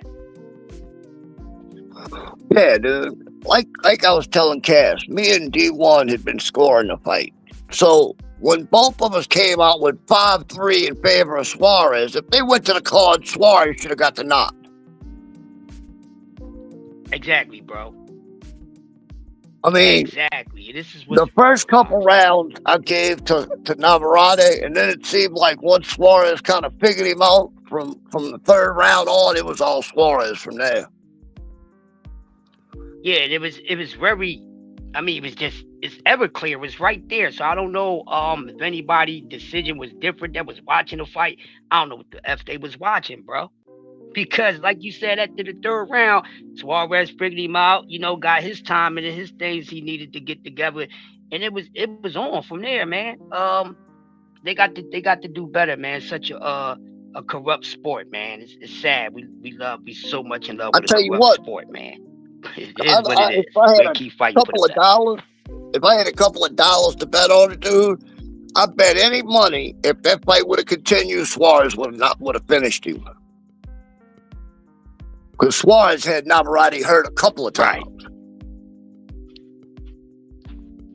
Right. Yeah. I seen him hurt about 3 or 4 times in that fight. Yep, that's the way I saw it. Cass must have had problems or something. Yeah, he'll be back in a second. We'll hold it down for him. But yeah, they got to do something about that, man. This boxing is really starting to make my boxing hemorrhoids flare up. It's starting to piss me off, man. Starting to piss me off, people. That Devin fight, bro, I was so freaking disgusted, dude. I could not believe what I was seeing, Devin I've been saying. Devin could have outboxed him easily, bro. Easily. Because, well, let's face it, Jose Ramirez is done. He don't have anything left from what I see. And Devin could have easily outboxed him, but he didn't even try, bro. He didn't even. You could see the fear in Devin's eyes. His eyes got so big every time freaking Jose swung at him. It looked like, oh my God, don't let me get hit, please. Right. Yeah. It's crazy. And like you said, now this was supposed to have been a Bob the Builder, confidence builder fight for Devin. Right. And I'm gonna stand on what I've been saying, people. He came back too fast. The man is not mentally there, y'all. He mentally shot. PTSD. That was the first time. That's the first time that man been hurt in his career against Ryan. It's very uncomfortable to him. So let me walk y'all down this, okay? For you Haney fans out there, I don't dislike Haney. I just keep it real on everybody. It's just how I am. Right. You don't like the truth? Okay, that's on you. I'm gonna sleep comfortable at night. Right. Here's the thing. Devin never been hurt. We seen him take a shot from Linares, but it took him damn near the entire fight to get one good punch off. You know what I mean? So it's easy to get your recovery back, and Devin has great recovery speed. He does. You know what I mean? He does. Because if there was anybody else that got knocked out those 5 times, with Ryan, they probably wouldn't have got up. Right. They probably wouldn't have got up. So his condition and his recovery, that's great. But boxing is more mental than physical. Y'all keep forgetting that by everything y'all say on each and every damn chat. It's a mental thing first. Don't fall in love with the physical aspect. That's the attraction. But then when you get behind the attraction, you find out there's other things too. And that's when you're gonna really find out if your attraction is really pure or not. Right. So y'all gotta understand, that's why the ones who use their thinker along with their tool sets and everything, they plan out very well. And they get the most hate. Floyd Mayweather, Sweet Pea Winnaker, these guys that use their IQ. Your mind is the most dangerous weapon besides your mouthpiece. Your mind is more dangerous than your hands. Your mind is more powerful than your KO power, y'all. I'm talking boxing. Absolutely. It's a mental aspect. It's a game of chess. Right. You don't use your pieces right, Good, you're y'all, gonna be I'm a pawn that get knocked off. Well, look, Stop falling in love so much with the physical aspect. We seen what happened with AB, bro. AB after that fight refused to let his hands go, and every fight after that, it played out the same way. That's what I'm worried. That's the one thing I was worried about when Devin came back. How would his mental be? Yeah. It didn't look good, bro. I'll be honest. It looked horrible. It looked scary.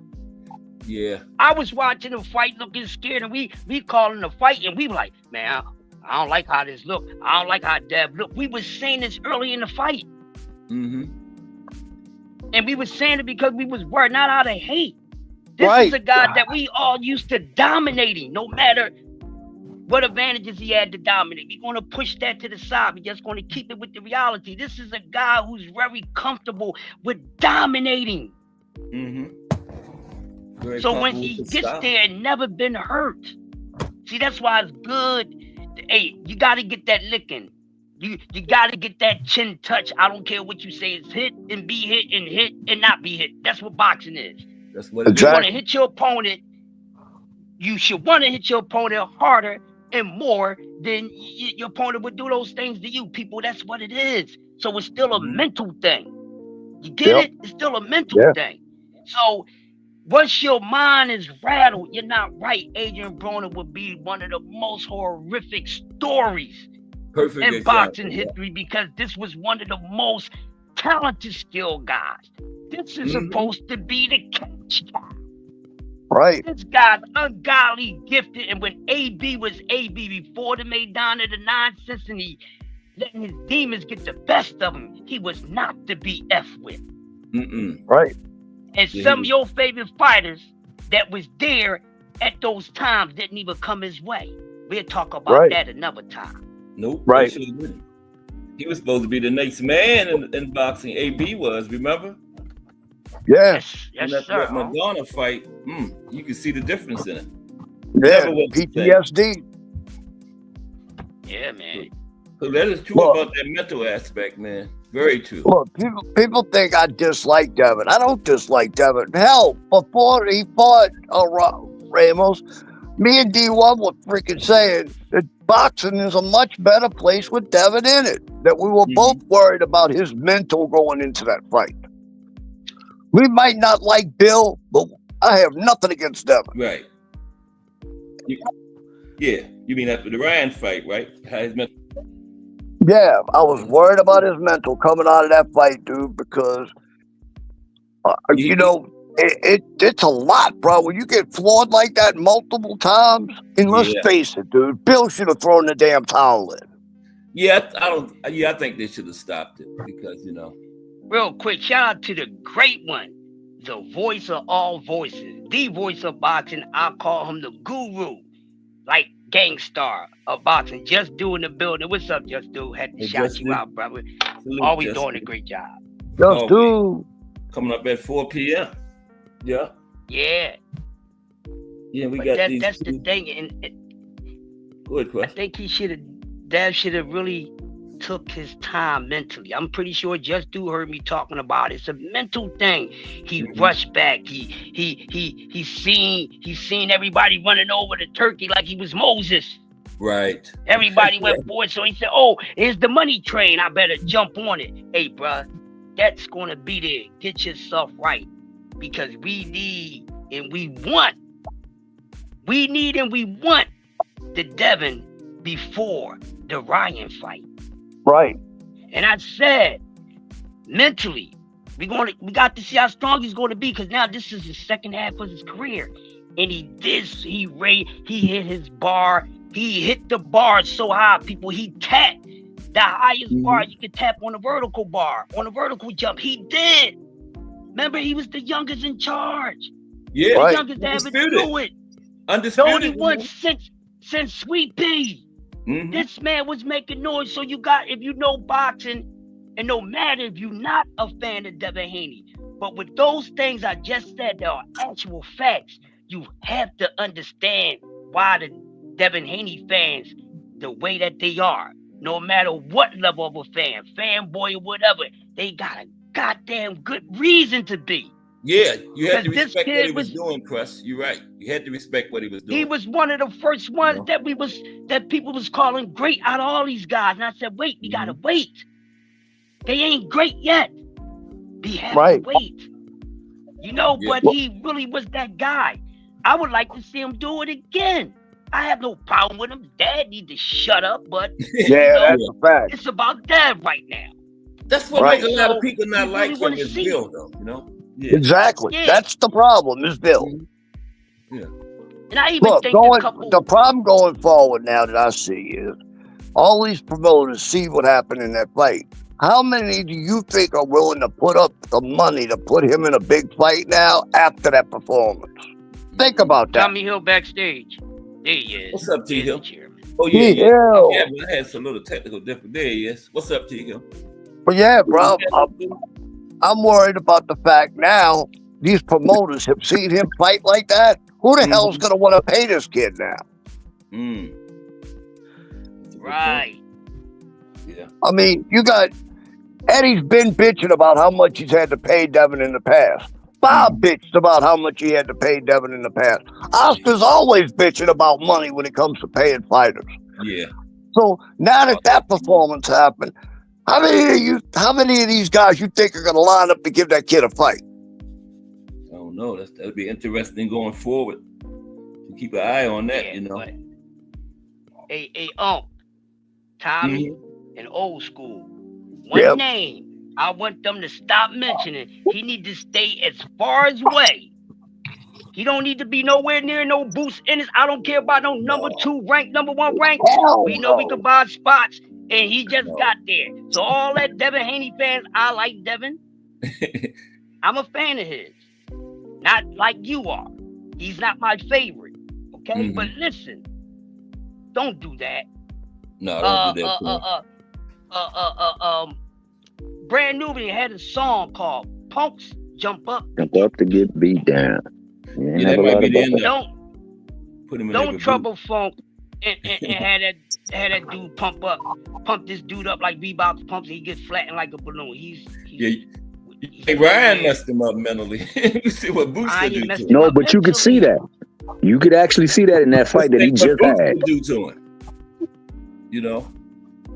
I agree with what Crush and what William said, man. You know, honestly,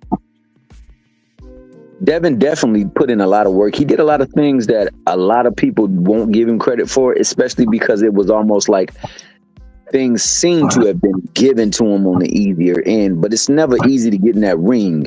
It's never easy to do what it takes to get to the point where you can get in that ring. Not at all. And he's always kept himself disciplined in that fashion. So more so than anything, he's the most disciplined out of all these younger fighters. And you know, you got to respect that. Now, like Crush said, we hold things a little bit too personal into the chest, and then also we put much on or take a lot away and it's depending on how we rock with them. And one thing that Will said that was absolutely true is the fact that people did not. You got people that are influencers, because that we're living in the age of influencers, quote unquote, because of this phone, right? Well, you got the biggest influencers in their game: Bob Arum, Oscar De La Hoya, Eddie Hearns, talking about he's not worth the money. So it makes it hard for him to get the money that he probably is worth because of said actions by his dad, said performances at a time, and then, you know, how we as people interact with folks on a regular basis. Crush, right? We be running people through the shed over stuff that really shouldn't be ran through the shed. I know for a fact that, you know, there are a lot of fighters who have been great fighters, had bad nights. Yeah. Had bad nights. They never got thrown in the dirt like that. They never got ran through the mud like that. They got respected and people wanted to see them. And yet we got these new fans out here that's out here on these damn YouTube spaces doing what they do. Right. Saying what they say. And like you said, Devin not damaged goods yet. We gotta let the process play out. Like he said, he ain't great yet. None of them fighters that we're talking about is great yet. Right. They got a process of time that they got to go through to show their greatness. And we're not even allowing them to show their greatness, because if they should have a hiccup, that means they're done for. That means in life, you messed up one time, you're done for. But think about how sad that is. A fighter gets a loss and everybody starts calling him he's washed. Yeah, that's hard. That's crazy. People don't realize what it takes to get in that ring. They don't realize the training hours in the gym, the sparring that goes on in the gym. They don't realize what these fighters go through just to get in that ring, bro. And Crush said it, man. You know, you got a fighter that's in that ring now fighting that way because he don't want to hear people's the nonsense that of people that don't even matter. We ain't doing what they doing. We ain't even in the position to do what they do. But what dictating to him that what he should do. So I feel you on that. Like I was just talking about the damn event. It's a fire card. It's just got the wrong headline. No way Berlanga and freaking Shiraz should be headlining that card when neither of them are bigger fighter than Shakur or Zepeda. Yeah, I agree. Zepeda should have headlined that one, you know. Exactly. Yeah. I would put Morrell in the fight. I think that's about that crap that went on between Shakur and Turkey with the rag crap. It's a slap in the face. Yep. It's a slap in the face, man. And it's a slap in the face to boxing, because you just was on record with one of the fighters that's in the main as hitting them in round 9, that you're 2 rounds down and you lose all 3 rounds and yet you still get a draw. Yeah, that's crazy. Yeah, so like, man, we go ham, and because we don't like a fighter, we will allow that to shape the way we speak on another fighter. Yeah. Or if another people that we rock with don't like that fighter, we'll echo what they say. Man, I don't give a fudge what Shakur done said, did, or whatever. I don't want that dude to do bad at all. I rock with Shakur and I watch his fights. I root for him. Right. I'm a judge of what he does. Not how nobody else feels about him, you know. So, All right, look, Go let me ahead. give y'all my opinion on something, and then I want y'all's opinion. This new rule that they're coming up with, I think it's a damn good rule. The reason why I think so is because we have a problem with attracting new viewers to the sport. Mm-hmm. If they see that shit that happened with Devin in the ring, how many people do you think that's going to attract to the sport? Mm. My opinion is Gonna the turn rule more needs to away. be put in place. Yeah. It needs to be. That fight especially should have had points taken away from Devin. Maybe that would have woke him up. You know what I mean? If he knew he was going down on the cards by points, I think that would have woke him up and got him in there and started fighting. I'm not saying get in there and brawl, but at least get in there and try and box. Yeah. What do y'all think now? That's interesting. I agree with what you said. And and once again, this was so much of a. I'm gonna use my girl, Vanessa Williams. Welcome to my comfort zone. This was the most comfortable confidence builder for him. So easy a caveman could have done it. Right. And this is someone with special skill. He abandoned it. He's a shadow of himself. So now he's going to need 3 more fights. 3. Yeah, at least. Don't jump those levels up yet. Give him and the let's be same honest. level fighter, but not Go that, ahead. but not done. Need to give him 2 tough C-class fighters. Then you work on the B in that 3rd fight, and then we'll know if Whether it's time ready. to say, let's start the parade. Return of the youngest in charge. Yeah. Needs to be done that way. Yeah. I could go for that. Yeah. Or just throwing back in there. Yeah, man. We just can't give him a B. We can't have fights like that shit that happened with Devin. All the shit that happened with Canelo and Skull. That's not going to attract new viewers. Boxing is already on the decline badly. We can't afford to take any more losses. And that's not helping. You're right, 100% right about that, old school. Yeah. It's not about a hate for Devin when I say that rule needs to be there. It's about saving the damn sport as a whole. What do you think, Thomas? Well, I think that the language is what we really got to be careful about, because, you know, they could center that to affect certain type of folk. And that's the only thing. Now, I think that, you know, I think that rule has been in place. They just need to enforce it. Enforce it. That's just like excessive holding is still in place. They just need to enforce it. That's the thing. The rules are there. They just don't enforce them. Yeah. You got hit behind the head. That rule is there. You just got to enforce it. When you take a knee, it's there, written in there. You can choose to give award a knockdown. You got to enforce it. It's about the people making sure that they're officiating the ref. The thing is enforcing it. We got the replay. The replay was used on this last fight that happened this week. Crazy, man. It should have been enforced. Yeah. Why do we have the replay if we can't even get the decision correct? So like the replay, right, man? Because you can slow it down, speed it up, look at it from every angle, and you still don't get it right. That's crazy, man. That is crazy, dude. Because the replay showed it was a punch, and they still called it. And when they announced the goddamn who won the fight, what did the freaking guy say? Oh, it stopped due to a headbutt. Yeah. How do you do that when you got replay showing it won the headbutt? Well, I'll tell you why. Because he was winning the fight, but he would have lost the fight on a technical knockout because he couldn't continue. Now, he would have been given the choice to continue, and I think he would have chose to continue if they would have said, oh, no, that was caused by a punch. So do you want to, if you stop it, it's a TKO. So, like, even in the explanation, they should have explained it a little bit better. No. This is it was caused by a punch. Now, if you choosing not to play, continue on, then that means then he is technically the winner. Yeah. Because you're stopping due to a punch that he landed on. Thomas, I have to Yeah, disagree with he you. I is. did not have Navarrete winning that fight. I had Charlie Suarez 5-3 winning that fight. You may have had it that way, but the judges didn't have it that way. Oh, I know they didn't. I don't know how. By the So third round on, Suarez had done figured out what the hell Yeah. Navarrete was That's doing, true. and he was countering the crap out of Yeah. Navarrete. If it would have went 12 rounds, I think Suarez would have got him more points if it would have went the whole distance. I don't think it would have went 12. I think he was on the verge of stopping him.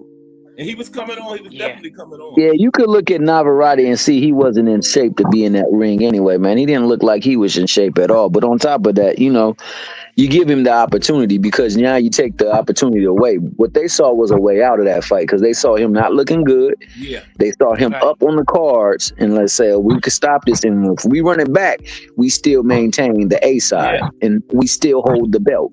Because bottom line, all that dumb stuff Navarrete does, you had somebody in there that was making him pay for all that nonsense because he fight like he out on the street somewhere. Feet going every which way, just throwing punches wide open. And Suarez was taking advantage of that stuff, man. Oh, yeah. Suarez was countering the hell out of me. yeah, he fought a hell of a fight. Yeah, he was picking him every time he missed. Bing, bing, bing, bing, bing, bing, bing, bing, like a rhythm, you know? That would have made the distance. Suarez would have had him on points clearly. So speaking on something to that same fact about being up and not getting the decision or not getting it go your way. Mm-hmm. You know, I think in this upcoming fight with the card with Shakur and Sapet on it, you got two fights that we really got to watch. We got to watch that Berlanga Shiraz fight because of what happened with Shiraz the last time. Should have anyway. Yeah, he didn't win, but maybe 3 rounds in that fight. Yet still, he got a draw. Now I don't even know if he won the 3 rounds, to be honest with you. But then you got Turkey Ali Sheik saving boxing. He doing the same thing everybody else doing.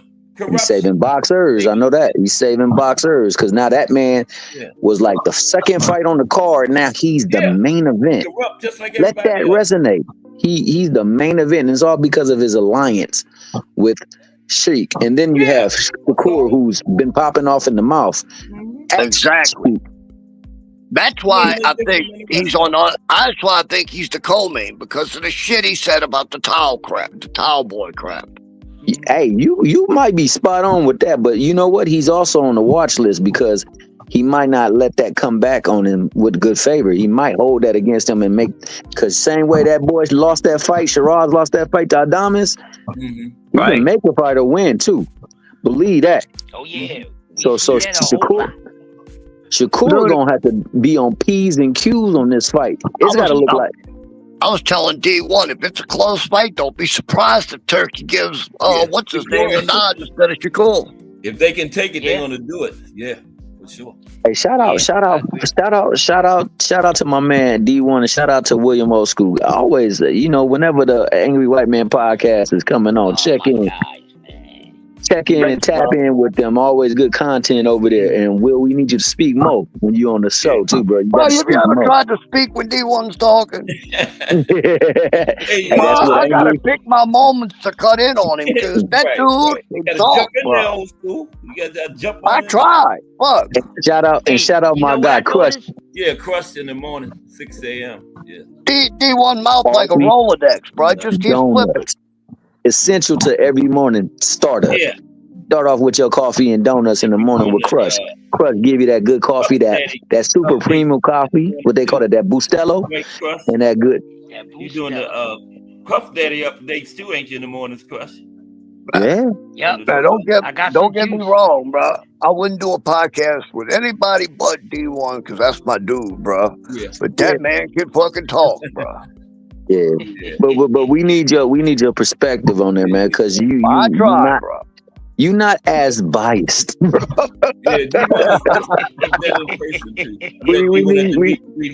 like I said, I gotta jump in. I gotta wait for a little tiny moment for him to just shut up a little bit. Look at me when I'm trying to greet people, bro. It's impossible. Nah, I noticed something. Old school. The only time you get a nice time to talk is when there's someone in between the both of you guys. Right. I noticed that when I was on there, and then I noticed that when you had I said you can hear him talk more. But yeah. My bro can go, man. Shout out to D1, man. Yeah. That he can go like a politician, man. One of my homies used to say that. I keep going like a politician in one of his rhymes. Man. No, But he bro. can go, but he drops his He shit. told me he told me one night backstage after the thing was over with, he's like, man, you cut me off because I said, D1, I said, what am I supposed to You cut do, him bro? off. I had to do something to get a word in. He started laughing and shit. I said, Brock, bro, you tell me to talk more, but when I talk more, then I'm interrupting you. Yeah. But hey, y'all, just started. What else y'all got? We're gonna jump on over there. Yeah, I gotta go run to the shop anyway, pick shit up for tomorrow. But I appreciate all of y'all, man. No problem, Hey, bro. Unc, I'm glad you dropped the link, man. It was a pleasure coming up. I feel I'm honored. glad you I feel came up, honored. man. So. Good to have you, man. I'll come up anytime always that you welcome, need me, man. Anytime you always need. Welcome. Cash, you know, when I get the chance, I'm always here. Yeah.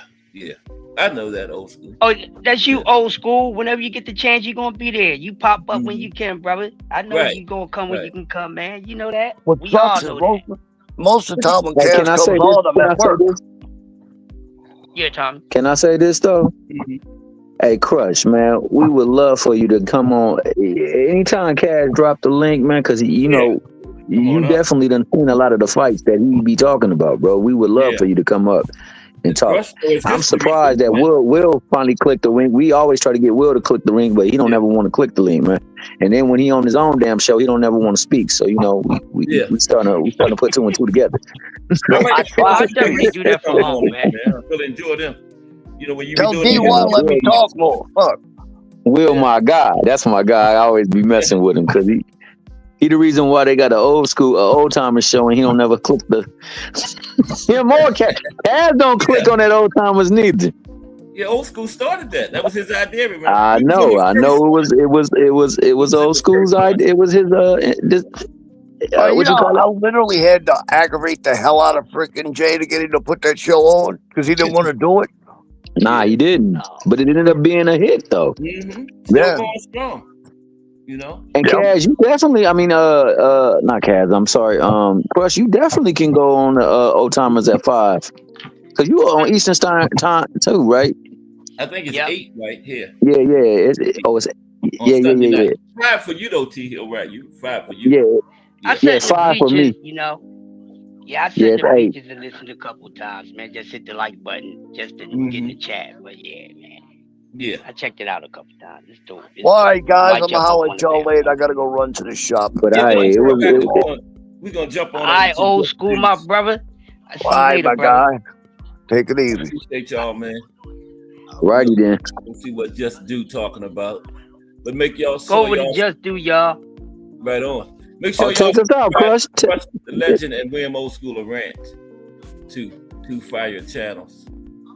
Okay. Oh, for sure. Check me out. 6:30 Monday through Friday. Get out of here? Oh, go ahead. 6:30 Monday through Friday. Coffee and donuts for grown-ups. Come on through. You would not be disappointed. And thanks for checking out Uncle Cass. Always having class from Monday to Friday. Part of the reason why my history in boxing, knowing the sport, stays sharp. Because you always got to keep the mind fresh. So that's why I'm always at class. So I study a playback. You get a little history lesson some mornings too, Crush. I enjoy them, man. I can tell you do your homework. You do your research, man, because you have your facts be straight on point, man. I've been watching since I was a kid. So then I couldn't just watch it for entertainment. So they had to explain to me what was going on. So my great grandfather, my uncles, they was around. So I used to sit there and debate them because they asked me, what do that mean? Was this right? And I'm like, oh, they trying to see if I'm paying attention. So, I started paying attention because them body shots started hurting. I had to get those body shots if I wasn't paying attention. So, that's what happened, man. But thanks for having me, man. We're going to check out Just Do, and we'll see y'all tonight on Rolling with the Punches. We got a guest coming through at 9 p.m. Thank you. Hey, well, that was the Grumpy OG, aka the Master of Ceremonies, aka the greatest man alive, also known as Crush the Mickey Freaky Legend. You can always find him Monday through Friday. I believe 5 a.m. in the morning, 8 a.m. in the morning. I think maybe 8. No. Wrong. 5 a.m. in the morning, Monday through Fridays. Serving donuts, that good old coffee and donuts, that Bustelo and creme de la creme of donuts. You will be entertained and you will be informed. Shout out to good brother Just Do Boxing. Shout out to Kayak Sports, the Box Story, and Will I Am, Old School Aren't, my Raging Cajun brother from another mother to find, Irony, the reporter. Shout out to my main man, Mike Mazik, the champ. Shout out to, I can't shout him out. He got kicked out. So shout out Mike Rim. Shout out Mrs. Kaz, the better half. Shout out to all you who were watching. Shout out to you guys who were watching the playback. This is a friendly community where you can come, sit down, enjoy, learn about the sport of boxing and all the things that pertain to it. All of the people who have influenced it and all of the greatness that became of it. He is Cash Sports, the Box Historian. You will always have your card active whenever you come. He will definitely make sure you get the right book you need in boxing. So book your time, your place, 2:00 p.m. Monday through Fridays. 2:00. Shorty, he is affectionately known as the Box Historian, is his trade, and he gives boxing its best every single day. So tune in. Thank you. Like, comment, subscribe. Drop a Cash App. Drop a Super Chat. Just come around. Enjoy, because we like to hear you in the chat. We like to hear you on the panel. We like to hear you in the comments. You guys have a wonderful day. Mosey on over to Just Do Boxing, where he is the voice and he always gets boxing is Just Do. You are most welcome there, and we hope to see you on the rebound or off the rope. And hopefully we can land some 1s and 2s, and it'll end up being the best fight you ever saw. So you guys have a wonderful day. Be safe, be well, God bless. He is Cash Sports, the Box Historian, and we out.